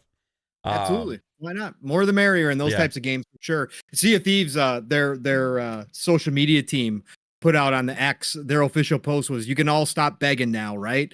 And they posted all the captures of different people on PlayStation asking for Sea of Thieves to come over to PlayStation. And they put that was their advertisement for it. It's finally here. So, so they announced both of those.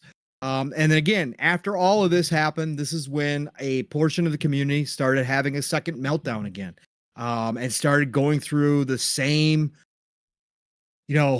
was it people that were like, oh, it was only 4 games, or was it people that were like, there was some who were kind of had calmed down after Phil's conversation, but then they saw it and heard it visually happening, and it was like PTSD for them, and all of a sudden they were back to square one again, and they were going off on Xbox, going off on selling my Xbox again, all this kind of stuff. I mean, they're telling you folks what's going to happen, right? And that's why, the thumbnail is what it is tonight, right? And so it begins. This is what's interesting, man. I want to get your thoughts on this too, because I did see some people bringing it up, and I thought it was a very valid question to pose, right, Mav? Phil was pretty clear by saying we're going to start with these 4 games, right? I think in one of his interviews he said that we don't currently have anything else in the works right now, that we're testing these 4 games like he talked about. But isn't it interesting, Mav? All 4 of these games are showing up in the first half of the year. Yeah. I mean, again, of course, they're older games, they're ready, so you're putting them on the platforms the first half. But if this is truly an experiment, I could see them having another game or 2 for the second half. Not saying it's going to happen. Yeah. But we do know they're doing stuff. Like I don't have any, at least for me, I don't have any doubt in my mind that it's not just 4 games. Even if these 4 games don't do shit on the other platforms, I believe they're going to keep trying. And I believe they're going to try with bigger games as well, single player games. And I know some people don't want to hear that, but I do believe they're going to try as an experiment, quote unquote, to see what happens. I think they will eventually try it, but could we see something second half, Mav? Did you notice that? Was that any thought in your head, or what do you think? It'd be interesting to see. Like, I think he was trying to be clear on it's just 4 for now, right? But like, when is the later? You know, when is the not now? Right? Does that mean within 6 months? When is no longer now? Right. You know, so 6 months later, does it extend the deadline? Is that close the deadline for now, and then then the second half? I don't know the answer to that question, right? So when they look at things going into the future, I think we're gonna see stuff in the future, just like we already have. Like, as Dusk Falls hit, nobody said a thing, cared, which was weird to me about that, but yeah. I don't know how many people picked up on that either. Yeah, I didn't even know. And so somebody said it was on PS5. I'm like, oh, okay. I had no fucking clue. Yeah, whatsoever, right? So that was a thing. Like they released I think Quake 2 Remaster last year came out on PlayStation and stuff as well, like when it launched. That's why one of the things that was like, I never really saw this as that being a much of a different thing than kind of what they were already experimenting with to begin with. You know what I mean? I think it was what caught the community was the big games that kept saying, right? And even the first rumor with the way it was phrased was like game of the year, candidate, is rumored to be. And it's like, oh, like, hey, don't take one of our game of the year candidates and put it over there. You know what I mean? And so it's just like, overall, I feel like it kind of became a bigger thing than it really ever was, because this is something that they already are at Microsoft and Xbox. Yeah, sure. It's something they've already been dabbling with, but I feel like it kind of became a big thing to the community, and it had to be addressed in this way. Yeah. Whereas they kind of caught them off guard with that, like.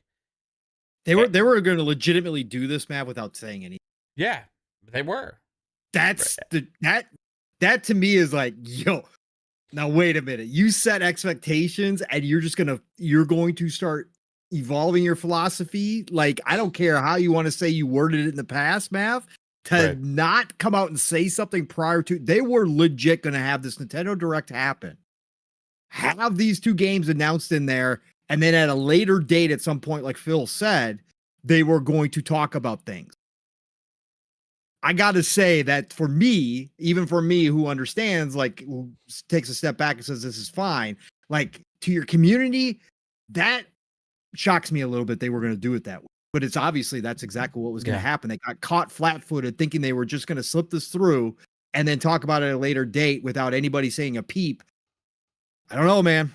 I don't know. That's a little weird. With these games that they chose, I honestly feel like internally that they didn't think it was that big of a deal, like, to the community, until these rumors got out of hand. Like, I feel like they just were like, Grounded, okay, makes sense. Like, some game service game, like Minecraft's already other places. Like, I'm just thinking about their way that they're thinking. Rush. Right. The Hi-Fi Rush is the one, you know what I mean? Yeah. That, like, but they're probably looking at, like, well, hardly anybody talks about it or cares about it or whatever. Now, like, it didn't do a whole lot of numbers or whatever. Like, it's not Halo, it's not Gears, Like, I'm just trying to justify in my mind, like, how they're thinking about this stuff, Yeah. And they're probably like, yeah, I feel like we could put that out there and, like, nobody's really gonna care too much or say anything. Phil had to know. I don't know, man. Like, I mean, I'm not saying to the extent of what happened. I don't know if he could have prepared for that. Like, because again, even though I say it didn't surprise me, it shocked me, the intensity and how long it went on. So I don't know if he could have guessed all that, but you got to know Phil had to know that there would have been some. I honestly feel like Sea of Thieves would have been more of a concern for them than Hi-Fi Rush. Okay. Because it has that really, like, longer history of being identifiable with Xbox Oh yeah, for sure. and PC for Xbox. So it's kind of an established big Xbox brand at this point, like way bigger than a Hi-Fi Rush is to me, right? Yeah. So I don't know. I feel like they kind of felt like they were just gonna put the news out there, and people are gonna be like, "Oh, that's interesting. Xbox putting a game over there," and and that's it, you know. But I mean, they did it with As Dust Falls. Nobody said a damn thing. Yeah, but As Dust Falls, I know it's second party. I know. But they say that doesn't matter to them. You know what I mean? Like, right. I understand, but we know the community doesn't hear. Right. I just gotta believe Phil knew somewhere that they would have caused an uproar, and maybe he just said, "We're gonna let it happen. We're gonna let him get it all out, and then we're gonna talk about it at a later date." Maybe that was his plan. Expected like the level of it was when the original rumor maybe came out, but not when it blew up to the when people were throwing names like Gears and Starfield and all that stuff. You know, then it they were like, "Whoa, this is like snowballed out of fucking control." You're like, so first time here, Phil. First time. Well, they're bad with it. You know, they've always been bad with that kind of stuff. You know what I mean? Like, and it's hard to I think TiMMEH gets the community and really gets how to message to the community with her videos and stuff that she does. But she's not always in charge of everything with communication to the gamers and involved with every piece of marketing that they have. You know what I mean? So it's they have some different ways of communicating at times, and it's just baffling how they let things get out of control, right? And it is. And I don't know what their original thought process was, but it is interesting, and I don't know how you deliver a message like that without making it seem like a big deal. Because if you're them, you don't want it to seem like a big deal to the Xbox fan base, right? No, because no. So if you come out and deliver a message by itself about that's making it a big deal in and of itself, because you had to say something about it, right? So it's a interesting situation to be in, for sure. You know what this sets up to, Mav? Yeah. Showcase is going to be, I overuse the term, but I don't care. It's going to be fascinating. Showcase and how they handle the term exclusivity during the showcase. That to me right now is wide open. I have no idea how they're going to try to thread needles. I don't think they're going to use it at all.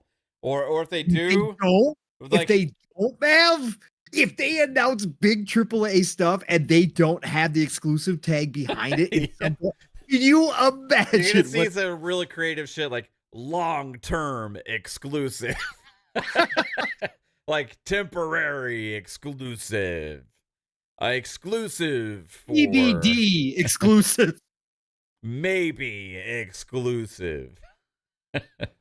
World premiere. Exclusive for a while. For a while.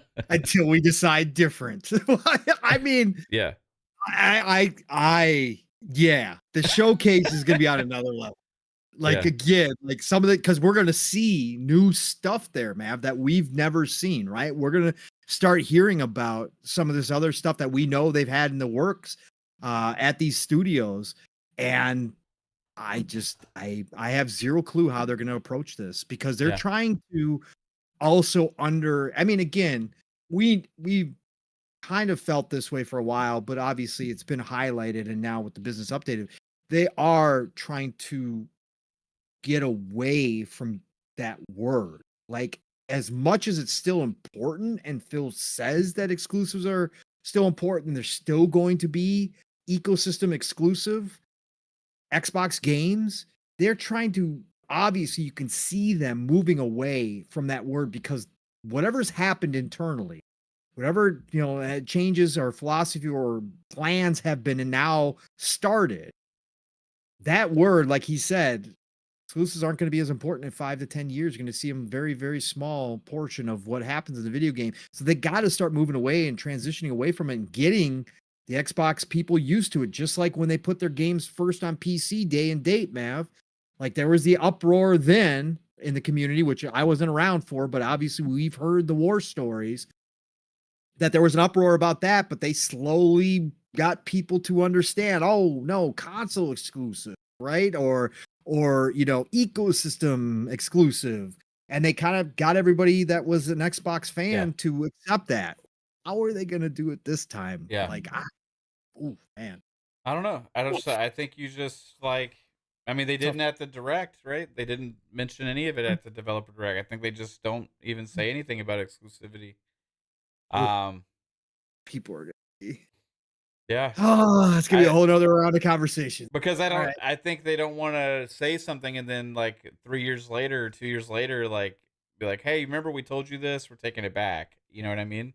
Even if it's a decision that they make in the future, like, hey, you're not going to advertise something as a timed exclusive, especially if you don't even know. You know what I mean? But then you're not going to advertise something as a foregone exclusive right now. If you think it's a possibility, you could potentially put something on the other platform.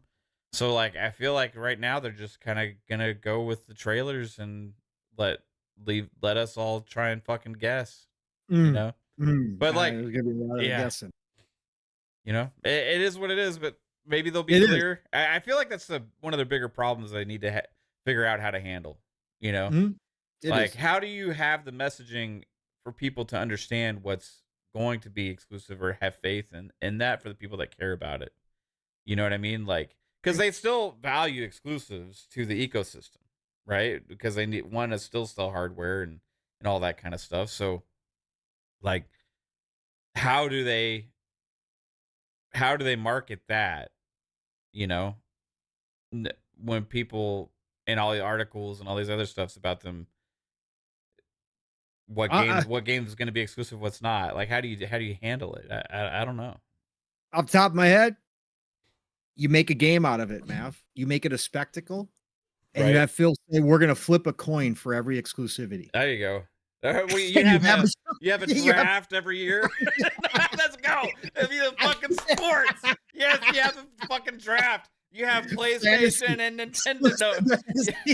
It's a fucking lottery. It's like draft lottery. You have fucking PlayStation, Nintendo. Whoever had the lower Metacritic score out of their first party publishing from the previous year gets first pick. Okay, then you go up and you have your draft. They're like, okay, these are the games about like these are a year old lesser IPs, and here's what we're giving you this year. Oh, here we go. Here's up for grabs. The Blade. Oh my God, this is like 4 years in the future, right? Oh, Blade's coming up. Blades, they're going to be vying for Blade, so they're going to like purposefully start tanking their games so that way they can get Blade as a first overall pick on their platform. For gamers. That'd be terrible for gamers. Let's go. Bro. It'd be amazing. But you include Xbox. You include Xbox to keep exclusives to their ecosystem only, right? So you got to get them in there to make picks as well. So it's just right, and it's not that those games go exclusive to Nintendo or whatever PlayStation. It's just that they get included in that game. Xbox gamers still get the game, but it goes multi-plat to one of those two platforms. But you also have Xbox included where they get to keep their own games ecosystem exclusive to make it very interesting. Can you imagine that shit? Dude. Could you imagine the watch parties? Like the fans, like you would have like you would have like imagine the betting going on. Oh my God, it'd be fucking insane. You have the watch parties, and you'd have like your fucking Nintendo guys, your PlayStation guys, and your Xbox guys. Like, what games are we getting coming up? Here we go. Boys? You gotta include Nintendo and PlayStation in it too. They got to give up the goods too, right? It's just like a big fucking. We got to that point. That'd be sweet as God, wouldn't it be? Let's go. Who's getting what this year? Oh man. Hell yeah. That would be if you got them all to agree to it, and then it was just a draft. Just a fucking draft. That'd be fucking sick as hell, dude. God, who has it? Come on, executives. You want to make some money? Like, listen to us. Like, holy shit. Super Mario drafted to Xbox. The first overall pick in the 2027 video game draft. Oh shit, that would be amazing. See, we come up with $1 million ideas all the time. Listen up. Yeah. Listen up, industry. Oh, Keeley could host too. God, he'd be in his bag. Oh, he'd be in his. And then we could have analysts like analyzing each game and where we think each game's gonna go, just like they do with draft picks, bro. Yeah. You have a breakdown of the strengths and weaknesses. Does Stephen A. Smith get involved? And Skip Bayless? Oh my god. That'd be freaking. Oh my god. All right. Real quick, let's talk about some of the direct here, because there was some cool stuff in here. I know, Mav, you said it was whatever to you, but listen, they could have just come out and announced the Star Wars Battlefront Classic Collection. They win for me, like it's an A. Yeah. Like that's cool. That's it. That's all you need to tell me, especially with the multiplayer coming back like that. I couldn't believe it when I saw it on the screen. I was like, wait, what's happening? I'm like, there's no way this is like a Switch exclusive, is it right? Like, there's no way they did that. Yeah. And then it came out later that it was coming everywhere, and I'm like, but okay. Again, I'm not going to pass this up. Jasper said he's bought it 5 times. He's going to buy it again because they got the online multiplayer back. Like, I can't deny that. I'm going to be playing Star Wars Battlefront 1 and 2 again. I'm going to be like, awesome, just awesome, man. So cool to see that come back. This weird game, man, and I'm out because they said it's a Souls-like game. This looks like a family-friendly game. Another Crab's Treasure. If you guys all saw this looked like an Under the Sea adventure. Like, it looked like a total kids game, but they're like, it's a Souls-like. I'm like, excuse me? And then they started showing the combat, and I'm like, no. I'm not playing. No, okay, this is cool, but I'm not doing this. So that was there. Another Crab's Treasure. Mother 3 again. This is where Nintendo fails constantly. Nintendo. This is where the East in general still fails. They believe that just because a game has never come to the West at some point, that those games would not do well. The Nintendo fan base for years has been asking for Mother to be put into the West to make a comeback in whatever form or fashion. Just bring it to the West. They take the time to announce Mother 3, and then it comes out, oh, it's not going to be launched in the West. Mother 3 is from all, I personally can't say that I've played it. I've had buddies way back in the day who did import it and played Mother. Supposedly, it's a fantastic JRPG from everybody who's gotten a chance to play it. And they announce it here, but then, oh, it's not coming to the West. Come on, Nintendo. It's 2024. Put a little effort. You guys are making money hand over fist. You guys are printing money at the Nintendo offices. Do you think you could put in some effort to localize the fucking game and put it in the West, please? Just do it. Because the Nintendo fan base has been clamoring for this series to come over. So, anyways, that was a miss on their part that it's not coming to the West.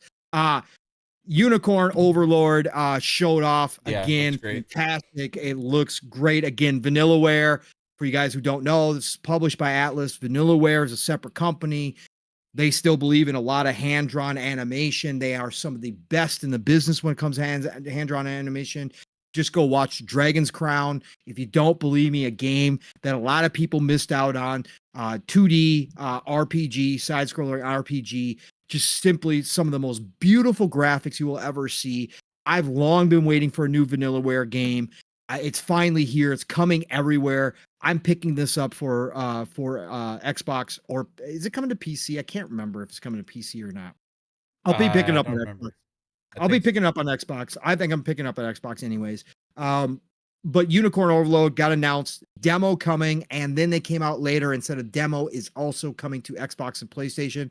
And I do believe I also read that yes, it's just like the Switch version. The save data in the demo will carry over to the full game. So you get a little chance. I love when they do that stuff. That's a big point for me. But Unicorn Overlord, Mav, are you jumping into Unicorn Overlord? Or yeah, are you gonna wait? I think so. I think so. There's so much about it that looks familiar to me in good ways, with some classic RPGs that I loved. So there's so much to play, but I might have a hard time. I think FOMO is going to get me on it. Yeah. Vanillaware is special, man. Yep. Vanillaware is special. Endless Ocean, Luminous, an old Wii, relaxing under the sea type game where you're just exploring. Yeah. They're bringing it back and making it multiplayer, up to 30 people online, 500 creatures to go find. I don't ever remember this game. Some people are saying they do remember it. It was cool. Some people are complaining that they've made it online, which takes away from what the original game, which was more of just a relaxing by yourself kind of adventure. I don't know what to say. Hey, okay, Nintendo, do your online shit, man. Cool. 30 player MMO sea adventure exploration game. Cool. Yeah. It looks cool. It looks fun. And then the rare package again, and then another game that a lot of people have been asking for, Mav, EpiPen. Yeah, sure. Epic Mickey Rebrushed is coming. A lot of people loved this game and have been asking for a remaster. That is now happening, and it's not Switch exclusive. It is coming to Xbox, coming to PlayStation as well. A lot of people love this game. I liked Mickey games back in the day. Magic Castle was a great game back in the day. I don't play them nowadays, but this looked beautiful. And I'm happy for all the fans out there that get this game back again. We talked about Grounded, talked about the rare replay. And I think that's it, right, Mav? I think that was pretty much it. Again, they won the show with Star Wars Battlefront Classic Collection.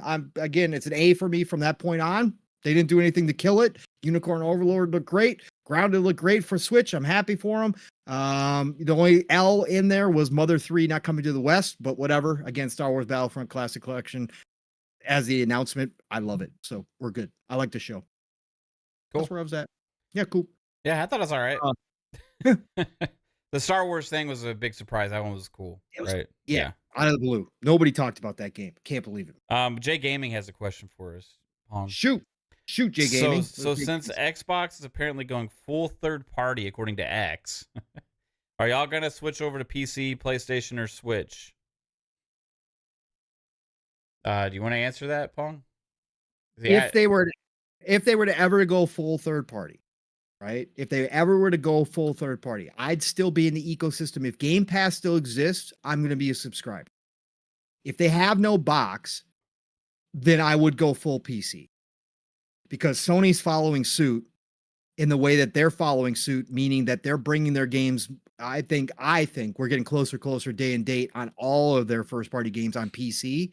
So I would be happy, even though I don't think the PC is convenient and I have my frustrations with the PC, I would live with it because I really don't have a reason to go buy the PS5 when I have as many games as I need right now. There are very few and far between PlayStation games. Ghost of Tsushima is one, which is coming to PC. Rumor has it. So I'll get to play it there. Ghost of Tsushima 2 would be a big one for me if I like Ghost of Tsushima as much as I think I'm going to like Ghost of Tsushima. That would be a big one. But is it enough to make me go buy a $500, $600 console? No, it's not. I can wait on everything. I don't have FOMO like that anymore. There's really nothing on PlayStation as of this moment that screams to me, I have to go get it. Stellar Blade, I want to play that game badly. I'm not going to go buy a PlayStation for it. No. Nintendo has games that I want to play, but I still don't go buy a Switch because there's not enough to make me justify that purchase. And I don't want to play handheld all the time and the big screen looks like. So yeah, I would just go PC full time if that was the case. If we're talking flat out, but I would still have Game Pass. Assuming that they still offer Game Pass, I would still have Game Pass. 1000%. I'd still be locked into the ecosystem. What about you, man?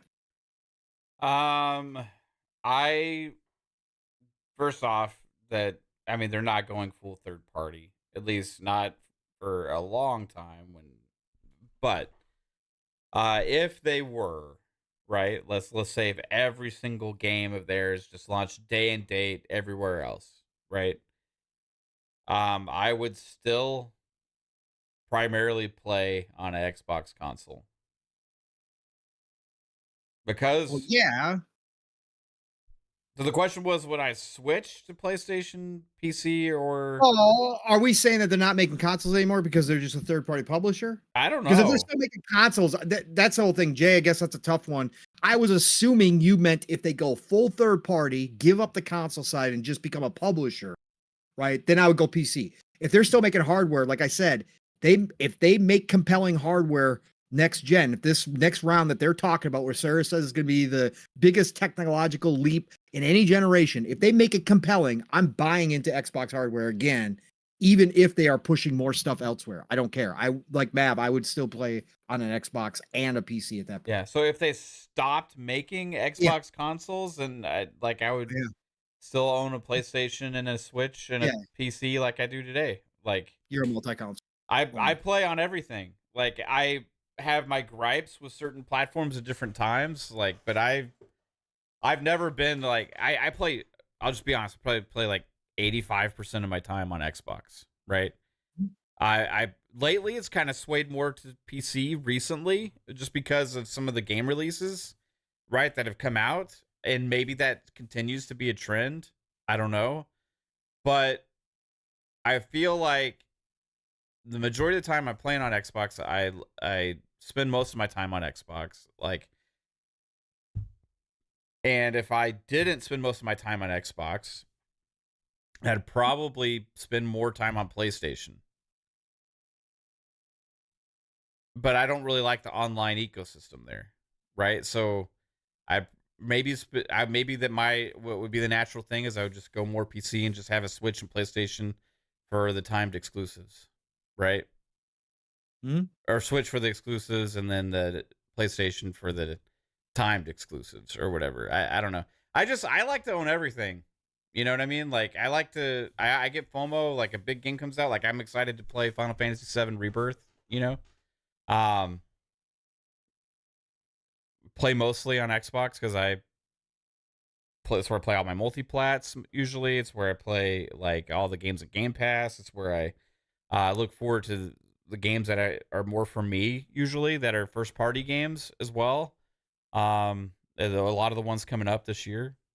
And Nintendo has that too, except just they haven't in the Switch era for me, because it looks like shit on a TV, right? And like, you know, comparatively to everything else. So I think over time things will obviously evolve, but like, I don't know. It's a tough question to say.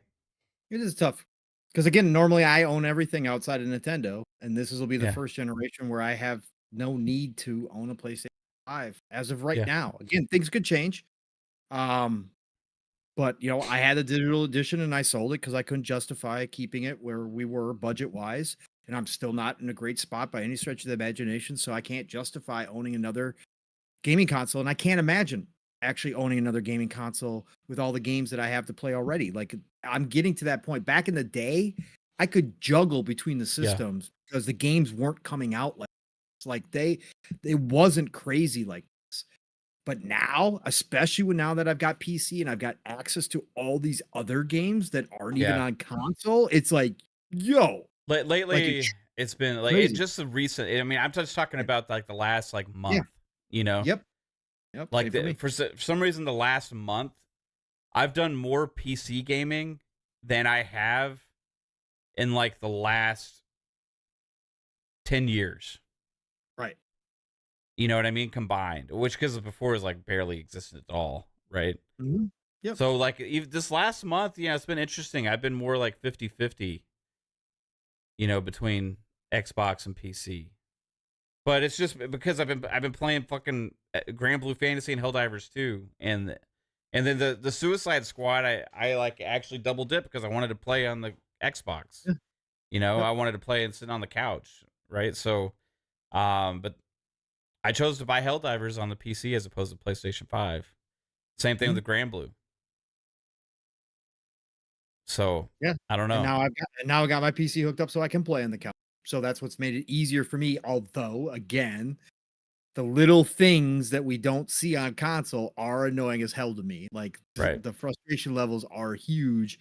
But once I get my couch keyboard and mouse set up as well, that I don't have to get up to fix shit all the damn time when the PC, maybe that'll start to even kind of dip away too. Again, could I see myself eventually going full PC, still being invested in the Xbox ecosystem one day? Sure, I could see myself doing that, but I love consoles. I love the idea of consoles. And that's why I say Xbox, as long as they make a compelling piece of hardware and they sell it to me, even if it's more expensive, like we talked about, Mav, I'll be in. And if they make a handheld to go along with that console, that is also compelling. I may even buy into the console or into the handheld. And if the Switch 2 comes out backwards compatible and is updated enough where it looks good on my big screen when I dock it, because that's how I'm going to play it most of the time, then Nintendo's got me. Yeah. The only one that doesn't have me right now is PlayStation, because they're not offering me anything that I absolutely have to have in spades. One here, one there doesn't do anything for me. So yeah, I love like having all the bells and whistles of PC gaming, but I also love having the simplicity of console gaming. fuck yeah, And bro. like it's just there's both deserve to exist, you know, in this space, and both have their audience. And for me, it's been interesting because I'm picking and choosing what I play on PC more, right? But like access point of console gaming and just buying a box, putting it on your TV, grabbing a controller, it's just good to go. You know, it's Yep. all kind of geared towards gaming. Your updates just kind of happen and stuff. But like all that is great. And I feel like yeah, you could do that with a PC with on every TV in your house and all that stuff. But man, could not imagine the amount of issues dealing with that like I do with my consoles. Like them, it would be a fucking nightmare, bro. It would be a fucking nightmare. Because I know that even just the one PC, like troubleshooting or one game doesn't like this piece of hardware as much, or like the graphics card, or like Helldivers 2, even with our AMD issues there, it's like, oh my god, like, Yep. yeah, I can imagine that expanded Yeah. across fucking like I have 6 Xboxes in the house, right? Like I could imagine having a PC on every TV instead. Like, no, fuck, that would just be a nightmare. But you know, when I want that, like when I want the 7900 to do the fucking work, and I can really relish and experience all that, like that's when I play on PC. You know, I don't know. Yep. Nope. I agree. Good question though. Again, it's because something that some of us might have to make a decision down the road. But again, for the time being, I see myself investing in the ecosystem of Xbox. Again, it's my favorite place to play. They give me the most bang for my buck, hands down, for what I like to play. Like I said, some of my favorite studios are first party now. I know I will always get their games. And I'll probably always get them in Game Pass according to them. So therefore, for the time being, I'm there. But again, I don't give loyalty freely. They could screw up completely, and I could say screw you, Xbox too. I mean, again, I'm long past those days. So for me, it's whatever. You got to earn my cash. But they've earned my cash for sure. So Duke says 6 Xboxes in a single house. Do you have one in the bathroom or something? No. Okay. I have one in here for my streaming setup. I have one in the media room. I have one in my daughter's bedroom. That's 3, right? Mm-hmm. Then I have one in the master First world bedroom. problem. And then I have one in the living room. And then my wife has one in her office. There you go. So that's why we have 6. 3 of them are Series S's and 3 of them are Series X, because we put the Series S's where we don't play as much. Right. That just happens to be if you're just walking through that room and you feel like a quick game. Well, like we play in the living room, we play in the master bedroom. Kate plays in her office, my daughter plays in her bedroom, and I stream here when I play Xbox. And then my main place that I play when I play Xbox is in the media room on the big screen. So it's like they all get used. Weird enough, as crazy as it sounds, it's just like all actually fucking get used, man. Yep. Absolutely. Well, we might as well continue on this train here, Mav, because Phil's been doing a lot of interviews too. And he did another one with Stephen Totillo. Shout out to Stephen Totillo. He's a really good writer. I don't always agree with him either, but he does a generally good job, and he's gone independent. He got out of mainstream media and he started his own Game File, it's called. So shout out to Stephen Totillo and Game File. Obviously follow him. He puts out a lot of business side of news things and that kind of stuff. But he did an interview with Phil this week. And it was some noteworthy quotes in here as well, or conversations that were had. And so let's start here, Mav. I'll read through the article, and then we can pick up on some things. So Title is Microsoft's Phil Spencer on Xbox growth, recent job cuts, and the future of games on discs. So Steven says Microsoft's gaming chief Phil Spencer is upbeat about his vast Xbox team's future. But he also tells GameFile he is concerned about the stagnation in the business and wary of trying to squeeze too much money out of existing players, something he said during the business update event. Quote, "It sounds cheesy, but I've never been more bullish about where we are," Spencer told me during the interview last week. He was talking about Xbox's gaming business ahead of an announcement that the company will bring 4 of its exclusive games to rival consoles and ahead of a tease about its next-gen console. Quote, "We're growing on PC. We're growing on cloud. Our game studios is just an amazing creative organization. We've got great support from the company," he said, quote unquote. "We do need to be a part of the industry growing. I think that's got to be a real focus. Tough times." Spencer's sunny summation comes amid some dark clouds. In January, Microsoft laid off around 1,900 workers from a gaming group that includes the recently acquired teams at Activision Blizzard King. And it comes while Spencer himself is sounding the alarm about an industry slowdown. "The global video game business is big, but barely growing," Spencer noted to me. One measure from the industry research firm Newzoo estimates that 2023 gaming industry revenues were up just 0.6% from 2022. Quote, "I don't think we're doing a good enough job finding new players," Spencer said. "Let's pick consoles as a good example. We found 200 million global households that will play console games, and that number really hasn't changed in the last 5 or 6 years. We've raised the price of games," he added, acknowledging the increasingly common $70 price point following nearly 2 decades of $60 games. "We went through COVID. We found ways of getting more money per player. I think at some point you reach a peak on that, and frankly, it can go to some places that are manipulative that I'm not a big fan of. The solution," he said, "is to find new customers and find new customers through new ways of delivering games to players who can't play those games today, whether that's device, whether that's access, whether that's price point of video game."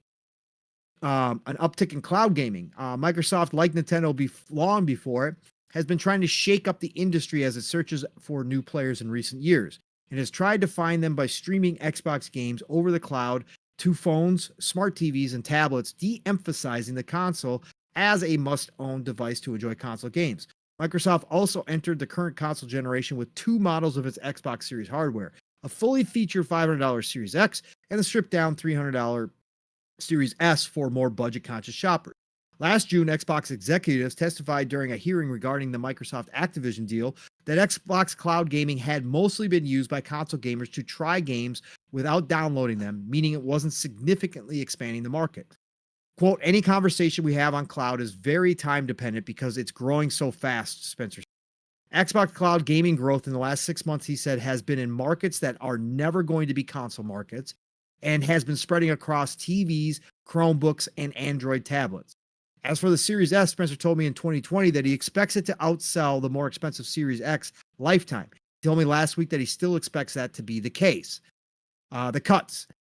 Spencer frames last month's 1,900 job cuts from Microsoft's gaming teams as a result of a need to keep the company's Xbox's division growing.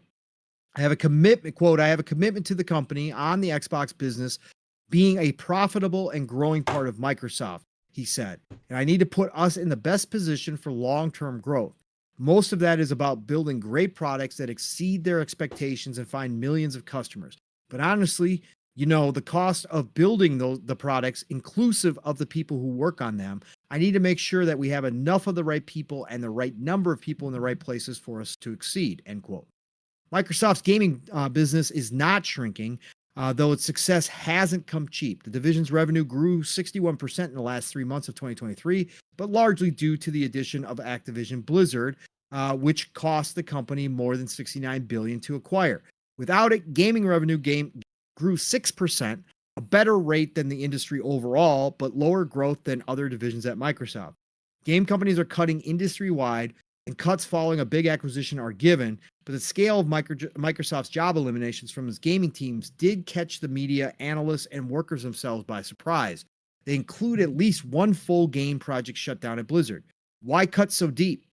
Quote, I'd say it's a combination of us looking across the full portfolio of what was working, which we have to do, and running the business as well as areas of alignment between Activision, ZeniMax, and Xbox, Spencer said. He also noted that since the acquisition of ZeniMax family of studios 3 years ago, the organization added about 15,000 people to its business. Item number 2, ditching discs is not a must for Xbox fans. Phil Spencer and other Xbox executives emphasized certain core promises to gamers during their business update podcast last week. The ability of players to buy a game once and own it across Xbox and PC, to have new Xbox consoles still play the games they bought for older Xbox consoles, for save files to transfer across versions and generations, etc.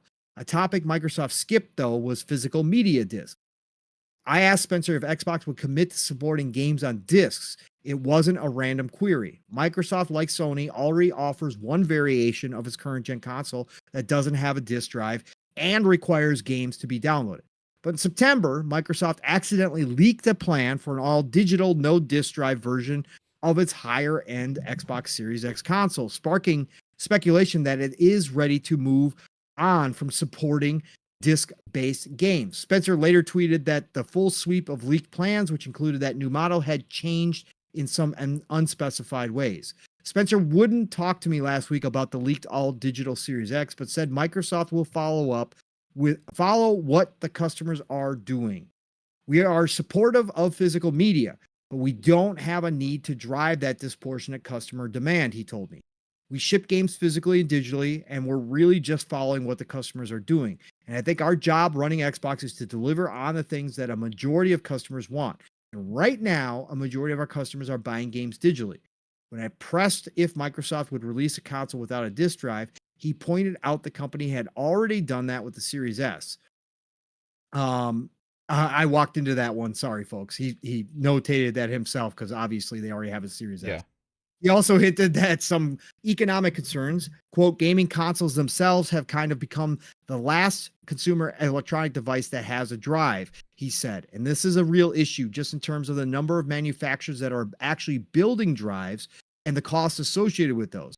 And when you think about COGS that we're going to put into a console, and as you have fewer suppliers and fewer buyers, the cost of the drive does have an impact. But I will say our strategy does not hinge on people moving all digital, he said. And getting rid of physical, that's not a strategic thing for us. As for the reporting, Microsoft had laid off people on teams involved in making disc versions of the game.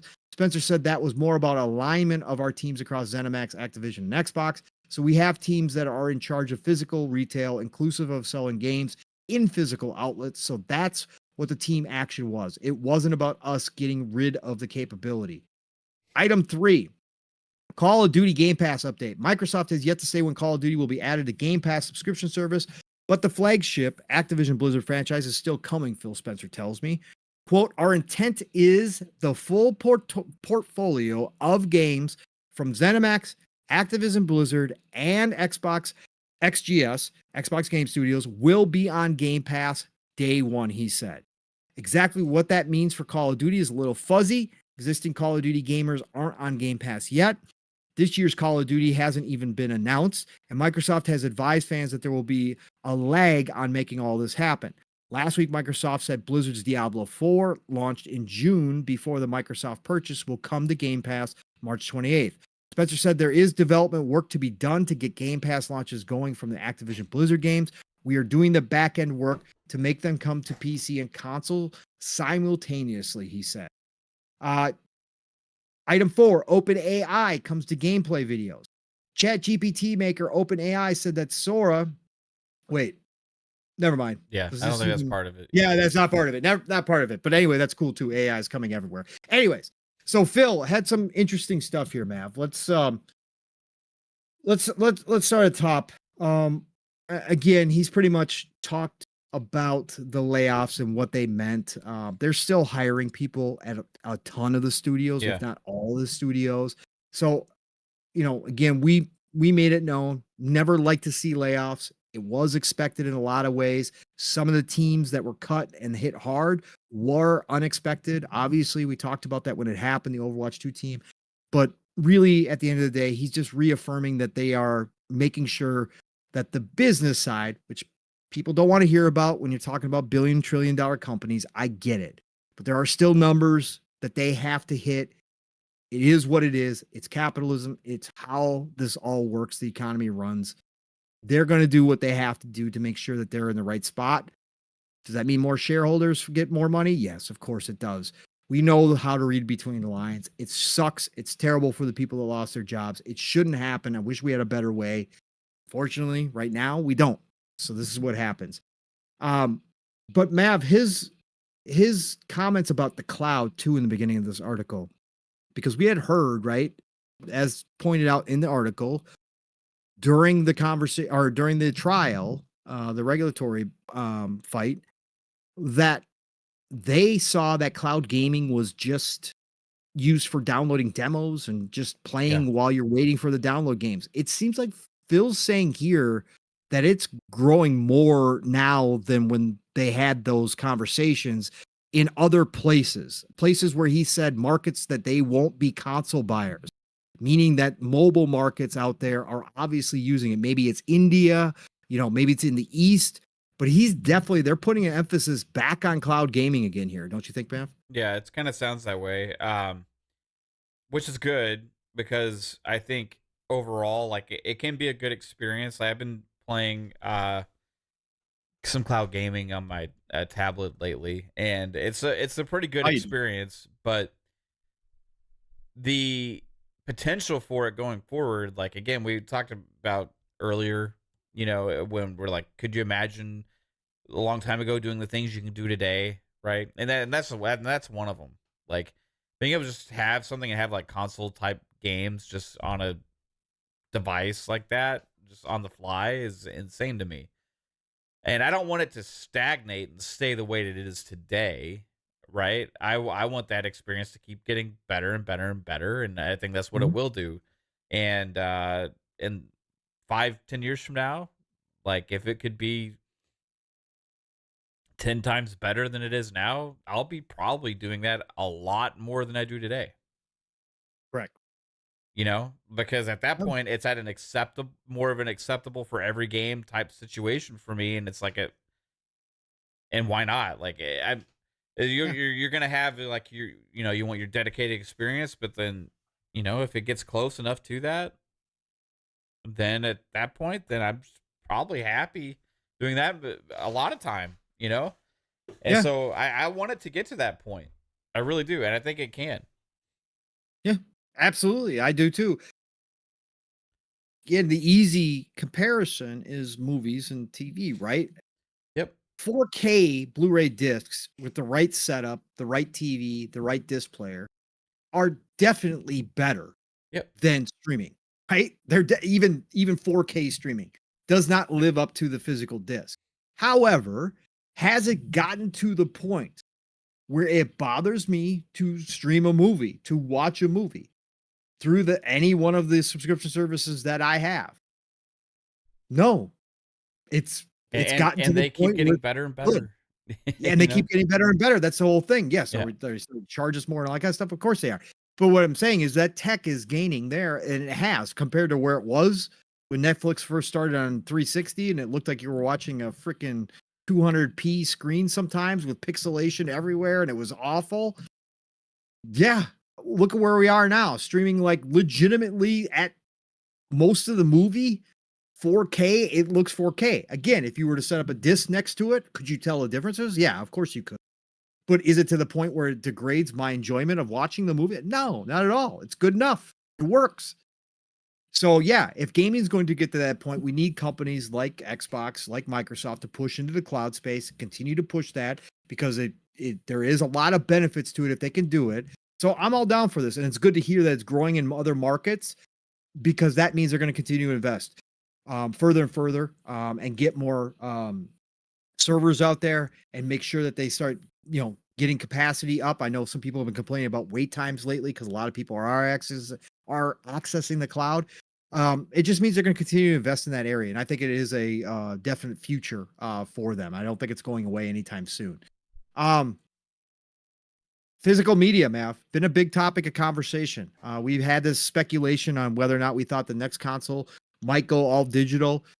I've said, that if they're going to, unless they find a way of converting your discs into digital licenses, if they're going to continue to say you bring your library forward, that includes physical media. So I think they will always have an option. And I think, tell me if I'm wrong here. I'll just give you my impression of his comments about this, Mav. He's hinting that the consoles, the straight boxes, probably won't have disk drives in them because they're becoming expensive and they're a cost.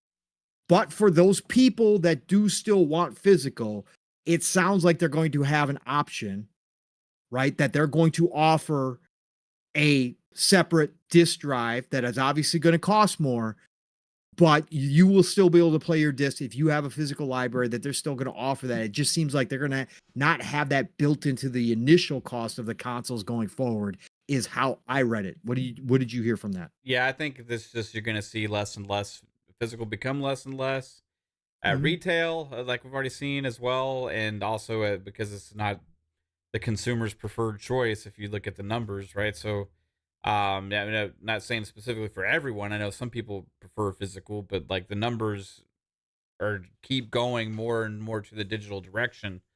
So I think that's going to be a thing where just they react, and then the inherently that'll just cause more people to go to digital also. So like, yeah, it just becomes less part of the market, and over time, I think physical will more or less be like an option thing, and more of a nostalgia and a backward compatibility feature, about like, hey, get this add-on to your Xbox so you can play your old disc, and then maybe you'll have limited run versions of games and stuff like that at some point, collector's editions and stuff. But like overall, I saw that Hi-Fi Rush and Pentiment both are Yeah. now offering physical limited run edition. and I think over time, you just see more and more just mainly digital releases, So For sure. yeah, It'll become a collector's or enthusiast thing. You want physical media, you're going to pay for it. It's going to be limited. yeah, It's not going to be everywhere. It's not going to be available everywhere. You're going to go to specific places like Limited Run to pick up those physical in the future. I just think that it's good that he said that we're not pushing everybody into all digital, that we Yeah. will continue to find ways to offer options for the physical media people. That's great to hear. The inevitability is there, though, like you said, Matt, that they are going to eventually just release more and more often all digital, yeah. having an physical. So, finally, the Call of Duty Game Pass update, Mav. Again, doubling down, saying once again, he left a little wiggle room, as Phil is wont to do here. Our intent, again, they had intentions in the past of doing some things that never came to fruition. So he leaves himself, again, CEO speak. He's very good at this.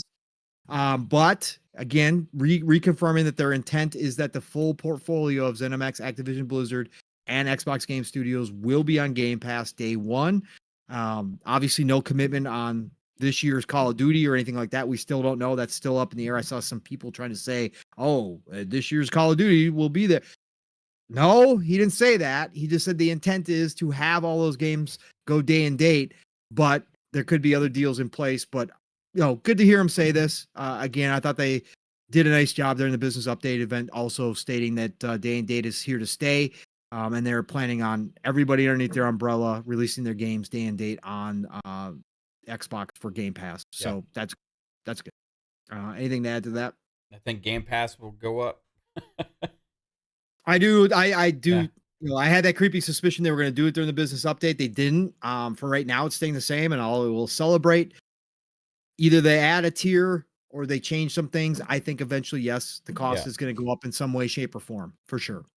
So, it's again, we see that with every subscription service. I don't like it. Yep. Again, I'm in the camp that says you're a $3 trillion company. I understand the shareholders. You guys are making money. You guys aren't losing money. You guys are making more and more profits every single year. Don't pass anything down to us consumers. But are they probably going to do it? Yes, they're probably going to freaking do it. And you got to make a decision for yourself if it's out of, being beneficial to you. For me, that would take a whole hell of a lot for as many games as I like to graze, because I wouldn't have the opportunity to do that. And I'm not willing to give that up voluntarily. Yeah. So they're going to have to pry it out of me or get to a point where I go, yeah, no, I'll just cut back on how many games I play.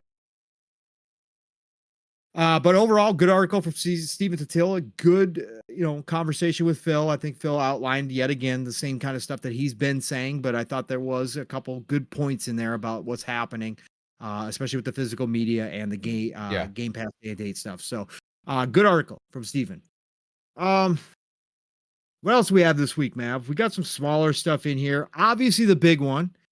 We celebrate games here. You guys know how much we love games. The announcement, again, 2024, Mav. Can we get anything more? Well, From Software said, yeah, you sure can. The highly, and I can't stress this enough, anticipated expansion, DLC, whatever you want to call for Elden Ring, Shadow of the Erdtree, finally officially announced, right? Coming in June. Good time for this. Coming in June, but they gave a trailer.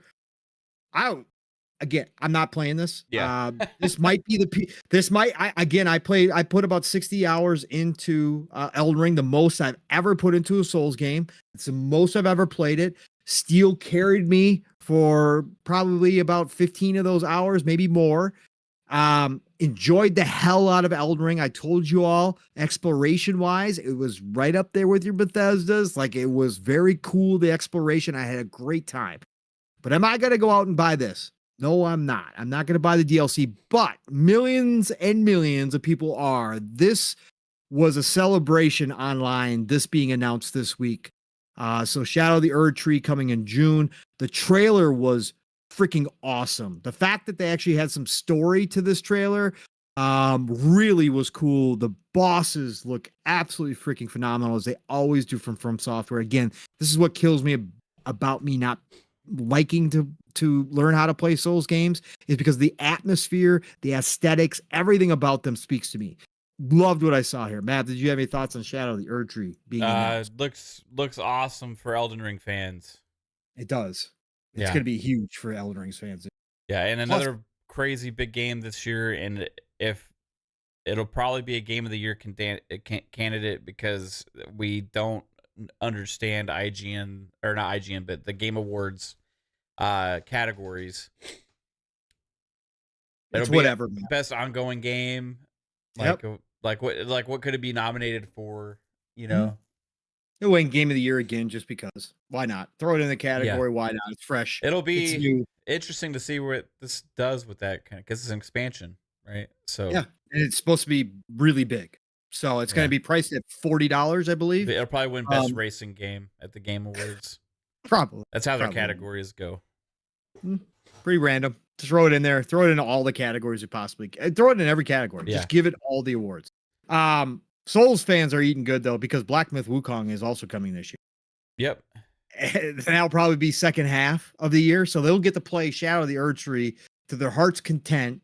My timeline is going to be filled with nothing but Souls lovers posting amazing videos of their kills, of their, New Game Plus run-throughs, of everything possible that I always see that I go, God damn, I wish I could do that in these games. I wish I was this good at these games.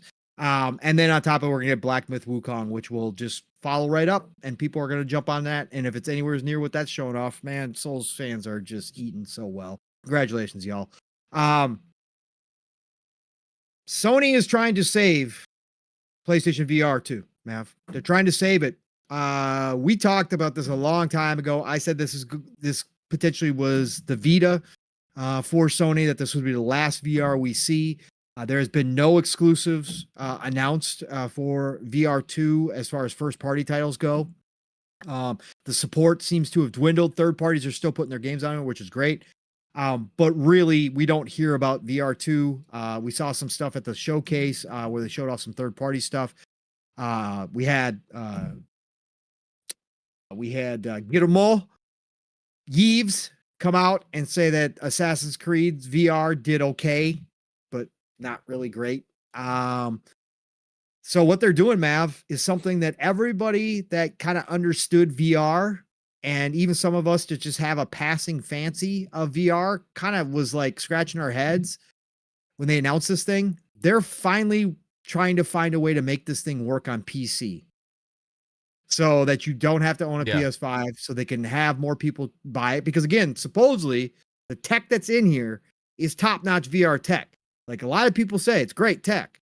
They didn't go, cheap on the tech at all. They really put some really, really good stuff in here. But again, why not have it accessible to PC out the gate? Oh, that's right, because you wanted that Apple identity. You wanted to say, no. If you want PSVR 2, you must come buy a PlayStation 5 as well. This is not for the peasants, especially those PC peasants, Mav. We're not going to give them our first party games. They're certainly not getting our VR headset. Well, now they're coming crawling back saying, please, we're trying to make this work. We already have hackers that are making this work on PC. We're going to make it officially work so you guys can go buy it. Dummies. I feel like they're just trying to find a use for the device. They are. They're trying to sell as many as possible. Yeah, like figure out, because they don't want to have the they're not going to keep making games for it. Like, I mean, to an extent they will, but you know what I mean. Like, not really going all in on making stuff for it. So it's like it's got to have a reason to exist, So try and open it up as much as possible now. Yep. Sell as many units as you can. Yep. Not saying it's bad tech, but it should have been designed this way from the get-go. Should have been, but nope, can't have that. Anyways, they're learning their lessons left and right here in this generation for sure. Booty got some help this week, Mav. We haven't talked about a hiring in a while. Booty got some big help, in my opinion. We talk about this all the time. His responsibility is massive. Some people think that he should not even work at Xbox anymore. And there's other people like us who say, oh, well, Booty's doing all right. We saw the emails. Booty's doing okay, again. But I think we can all agree that his plate is overfilled. And he needs some more people underneath him to help that out. They hired Tanya Watson. And for anybody who do not know Tanya Watson, she is the co-founder and CEO of ScorpÃ Games, which Psycho had to remind us that it was the High on Life people, even though we all knew that. But anyways, in the DMs, love you, Psycho. Anyways, co-founder and CEO of ScorpÃ Games, COO and president of Bad Robot Games, and executive producer at Epic Games. She was an old Epic. She actually produced Bulletstorm for Epic. So she's cut her teeth. She's a veteran. She is business savvy, started studio from ground up. She really knows what she's doing. She left Bad Robot. Bad Robot just had a series of layoffs as well, if you guys didn't know about that. Bad Robot was started by, Mav, here goes my old brain. Latest Star Wars movies. What's his name? Famous director. Give it to me.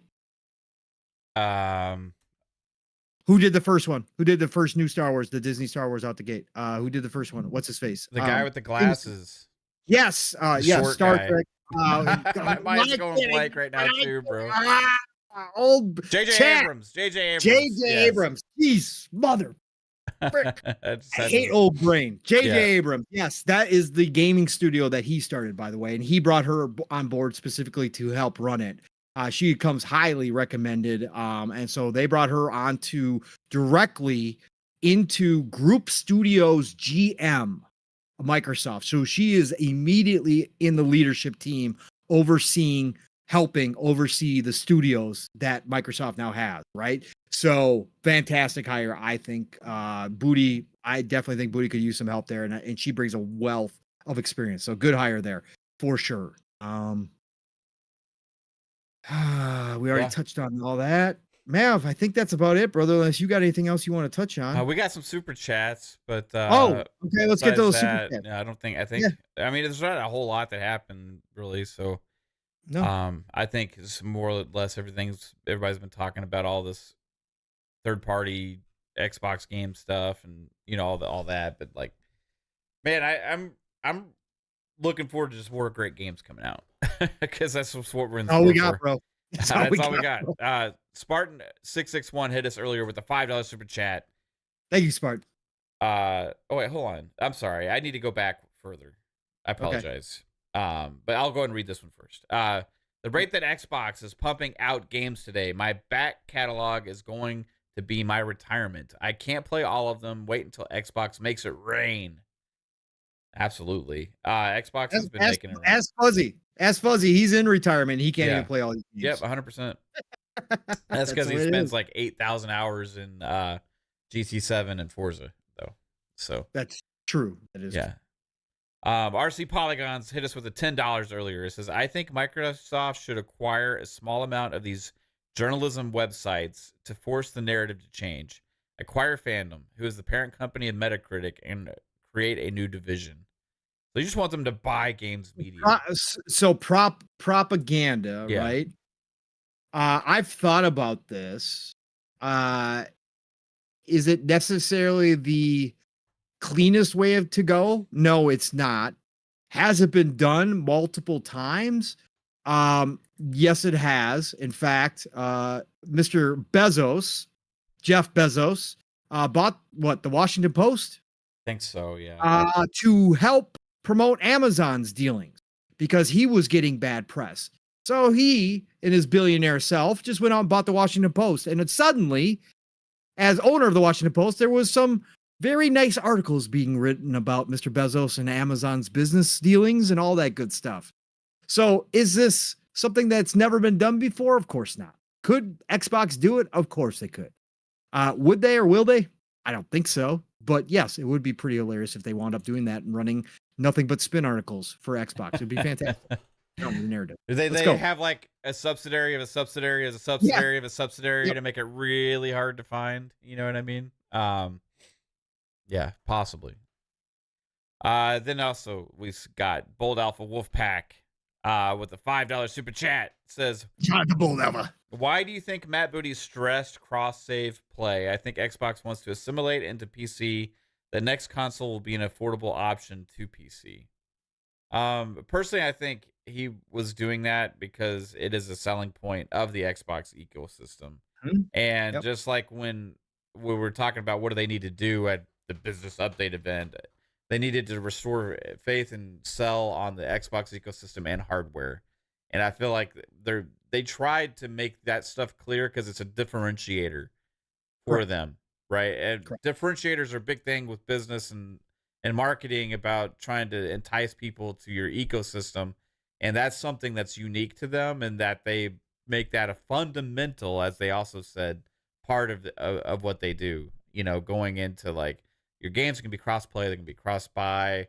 You know, you get cross-generational for a few years, and then now it's not. But like you can still access games from multiple devices, even if you have an old Xbox One.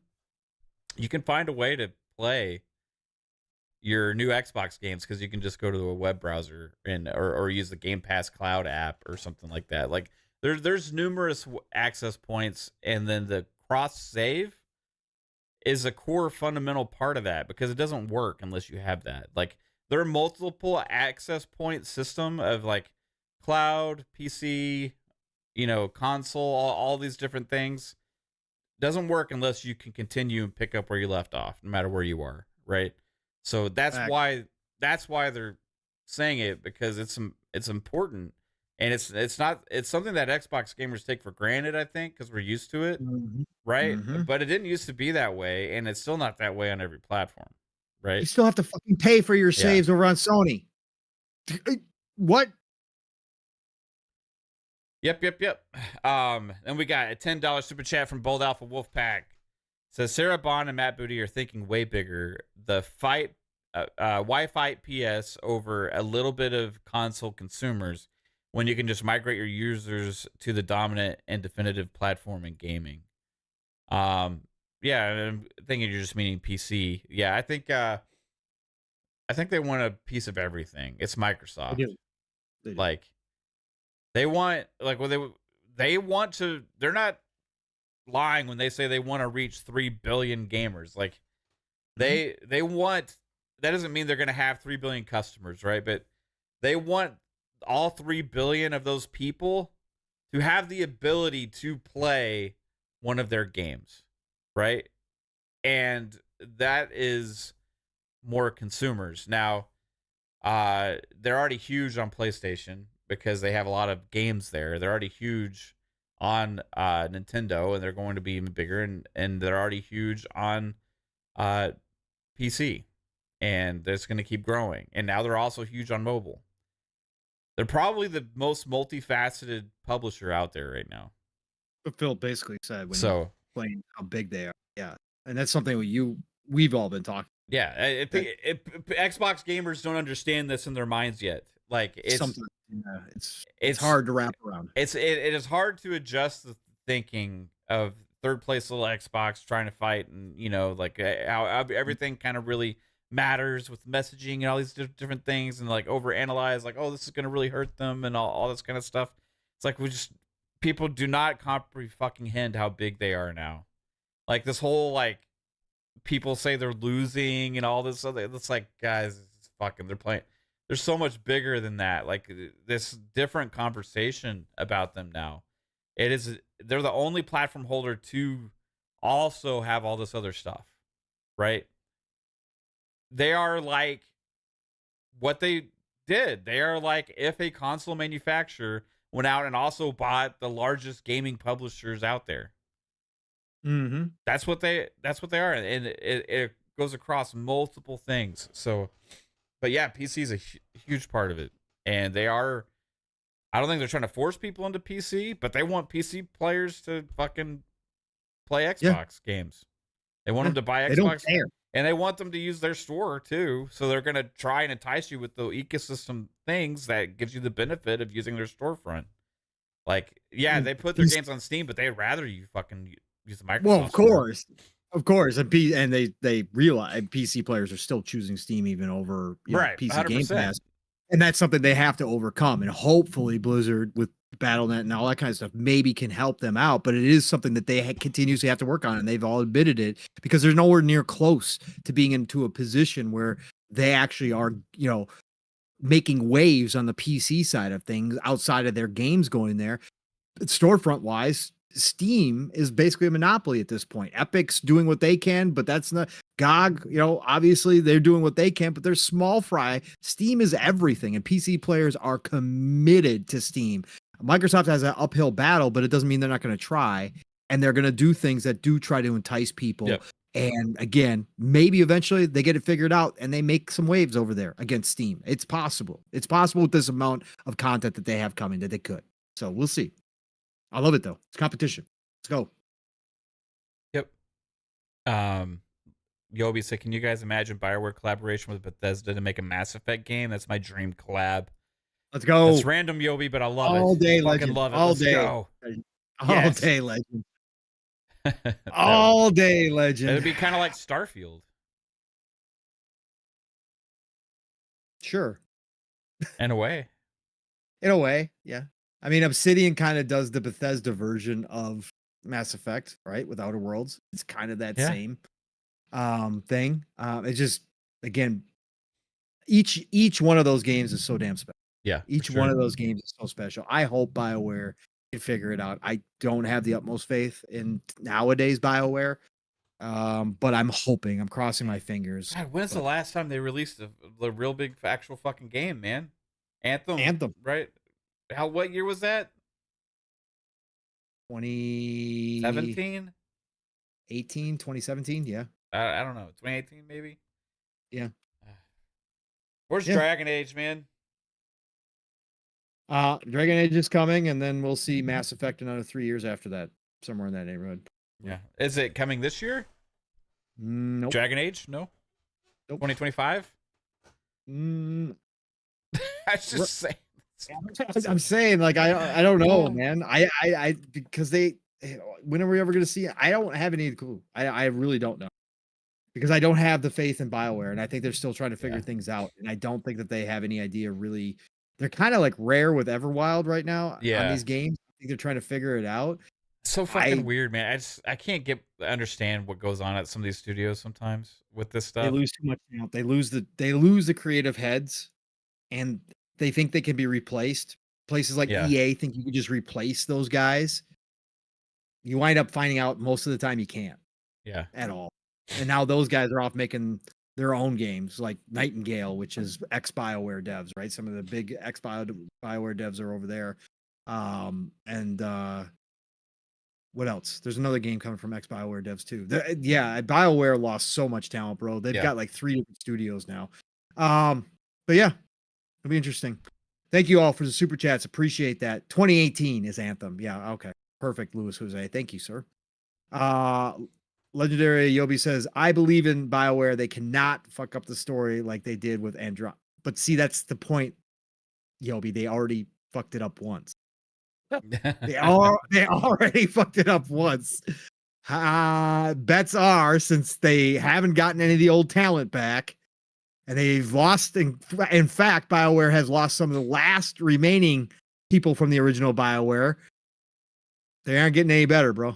They aren't getting. I'm crossing my fingers. I want a great Mass Effect. I hope they learn their lessons. I hope they somehow pull it out and make just a good. It doesn't even have to be great Mass Effect game. It just has to be a good Mass Effect game. Andromeda is actually a good sci-fi game. It's just not a good Mass Effect game.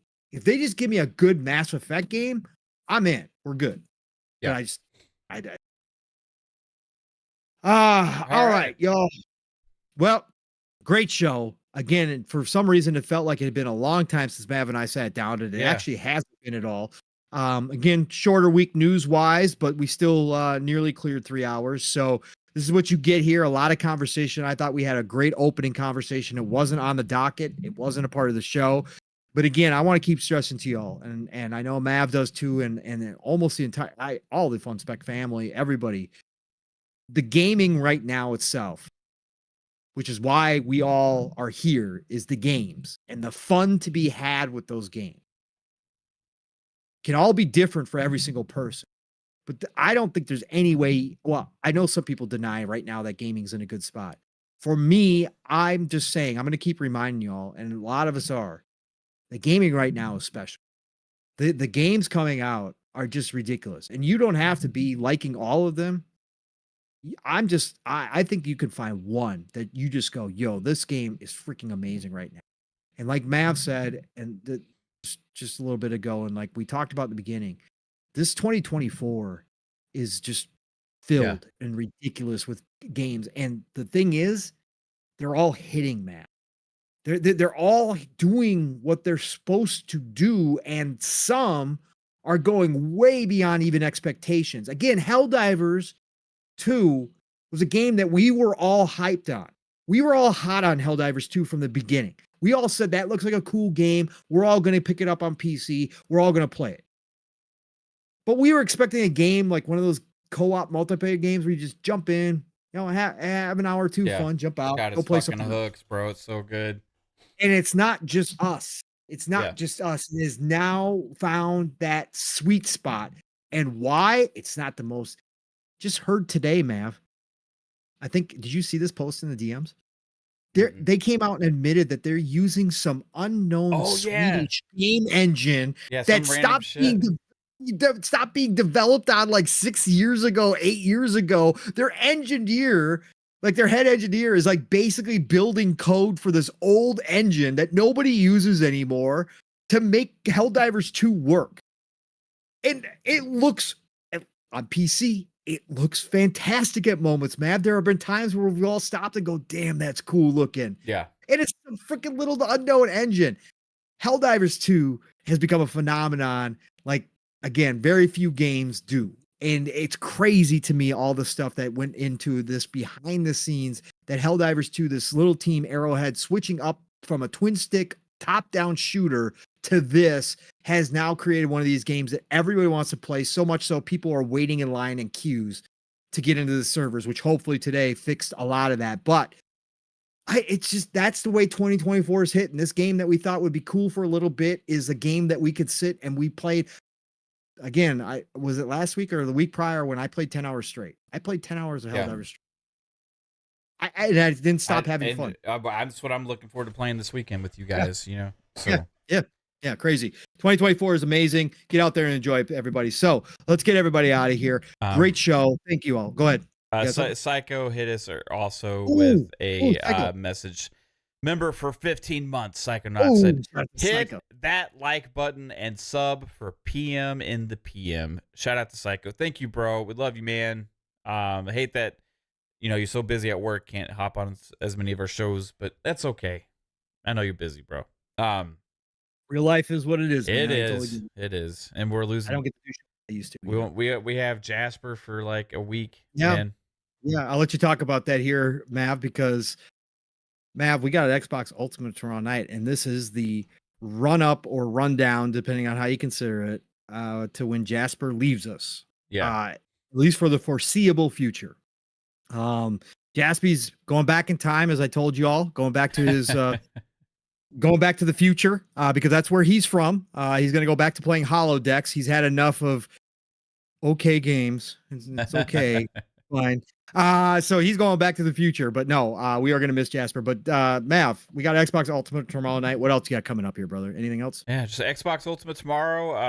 I might be coming down with something right now. Yeah, I hear you. Yeah, it started like at the beginning of the show. I started getting really tired and nose getting congested and like, yeah, so we'll see. But yeah, tomorrow's playing on Xbox Ultimate. Playing games this weekend. We'll see what happens next week. But next week will be, it'll be like Jasper's final run on our shows for a while. Yeah, so shout out to him because he's been like so like consistent with like every show for like ever since he's been a part of what we do, and it feels like 2 years now. I don't even know how long, but it feels like a long time. So, yeah, it's gonna hit us. It's gonna hit me in the feels. I think next week a little bit. Absolutely. But not to mention his sweaty ass carrying us in every freaking. I know, and it's the games and stuff too. You know what I mean?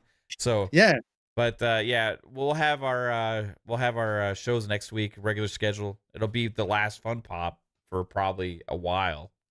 Next week as well. So that'll be Tuesday. But yeah, everybody, thank you all for being here, and it's absolutely amazing. Keep gaming, keep that negativity, all that bullshit. Just arm's reach.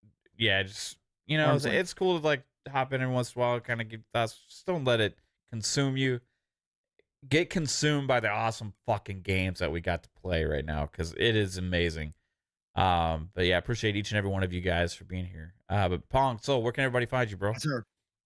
Yes, sir. That's right, Steel. I hope you're still listening, brother. It's going to be all on you when Jasper leaves to carry us at all times, sir. So get ready. You're going to have to crack some knuckles and get ready for that. But we are going to miss Jasper. So everybody join us and the shows that he's going to be on as much as possible, and say goodbye to Jaspy for a while, and give him good luck and give him kisses goodbye, because we won't see him for a bit. So at least, but we are going to miss that. We're going to miss that young kid, man. He's just awesome in his own damn unique way. I love that. Anyways, everybody, what a great show. Thank you all for being here yet again. Nothing but love and respect to each and every single one of you, whether you're live, lurking, or listening to us in the future, like Jasper will be. It does not matter. We respect it all the same, and you are appreciated for being a part of this show as much as we are. So thank you for coming out tonight on this episode of PM and the PM. Pong and Mav in the PM every Thursday. But you know how to find me. Pong Soul on X, formerly known as Twitter. Pong Soul on the Xbox. Pong Soul on Steam. As I play more PC, yes, you can follow me there as well. Otherwise, tomorrow night, I will be there for Xbox Ultimate, of course, 10 p.m. Eastern, 9 o'clock Central Time, where the family gets together. We have lots of laughs, but we also have a lot of good conversations as well. And then, of course, Saturday morning, it's Living Split Screen. My brother from another Steel Rain. He's been hard at work. He created a whole damn new intro for us that we debuted last week. So be there Saturday morning, 4+ hours. That's what it normally is. Even on a short news week, Steel and I somehow still manage 4 hours. We'll see if that happens tomorrow. But, you're going to have good conversations between me and Steel. Steel's got a lot to talk about, as so do I. So get ready for that. We'll bring you the energy you need to get your day started, and we'll bring you into the afternoon as well. 10 a.m. Eastern, 9 o'clock Central Time, Living Split Screen. Split Screen is all one word. Be there. And then Saturday night, end the podcasting the best way possible, all over on the Shop Podcast with PTK Blam. It's PTK Blam's channel, Fuzzy Belvedere, myself, and we usually have a couple guests. Mav was in the house last weekend, as he is wont to do many times over in the shop, but we always have just such cool conversations. Like I always say, I know it's gaming night, Saturday night. I know that. Just have us on in the background and listen to us because we do have some great conversations there as well on the Shop Podcast, 8 p.m. Eastern, 7 o'clock Central Time. And then, of course, next week it starts all over again, and it starts Tuesdays. Double Barrel Gaming is the channel. Mr. Boomstick is the man. All good things green on the Xbox Factor Podcast every Tuesday, 12 p.m. Eastern, 11 o'clock Central Time. And now, including my brother from another, Steel Rain, on panel each and every week. So got to show up for that. And then, of course, Thursday is when I start my podcasting week right here with my brother, Mav, on PM in the PM, 7 p.m. Eastern, 6 o'clock Central Time. God willing, I'll be back here next week. And who knows what the hell's going to happen, man. I hope the community's done melting down by that point. And I hope we just have some straight up gaming news next week. But we'll see. We'll be here to talk about all of it because that's what we do. Anyways, y'all, it's the golden age of gaming. Please get out there. Enjoy what is just a bountiful, a plethora of gaming experiences right now from the gaming gods. Play what you love what you play, and I'll talk to you all real soon. You guys have an awesome Friday, Saturday, whatever it's going to be. I'll talk to you soon. Av, get us out of here. Have a good one, everybody. Peace out.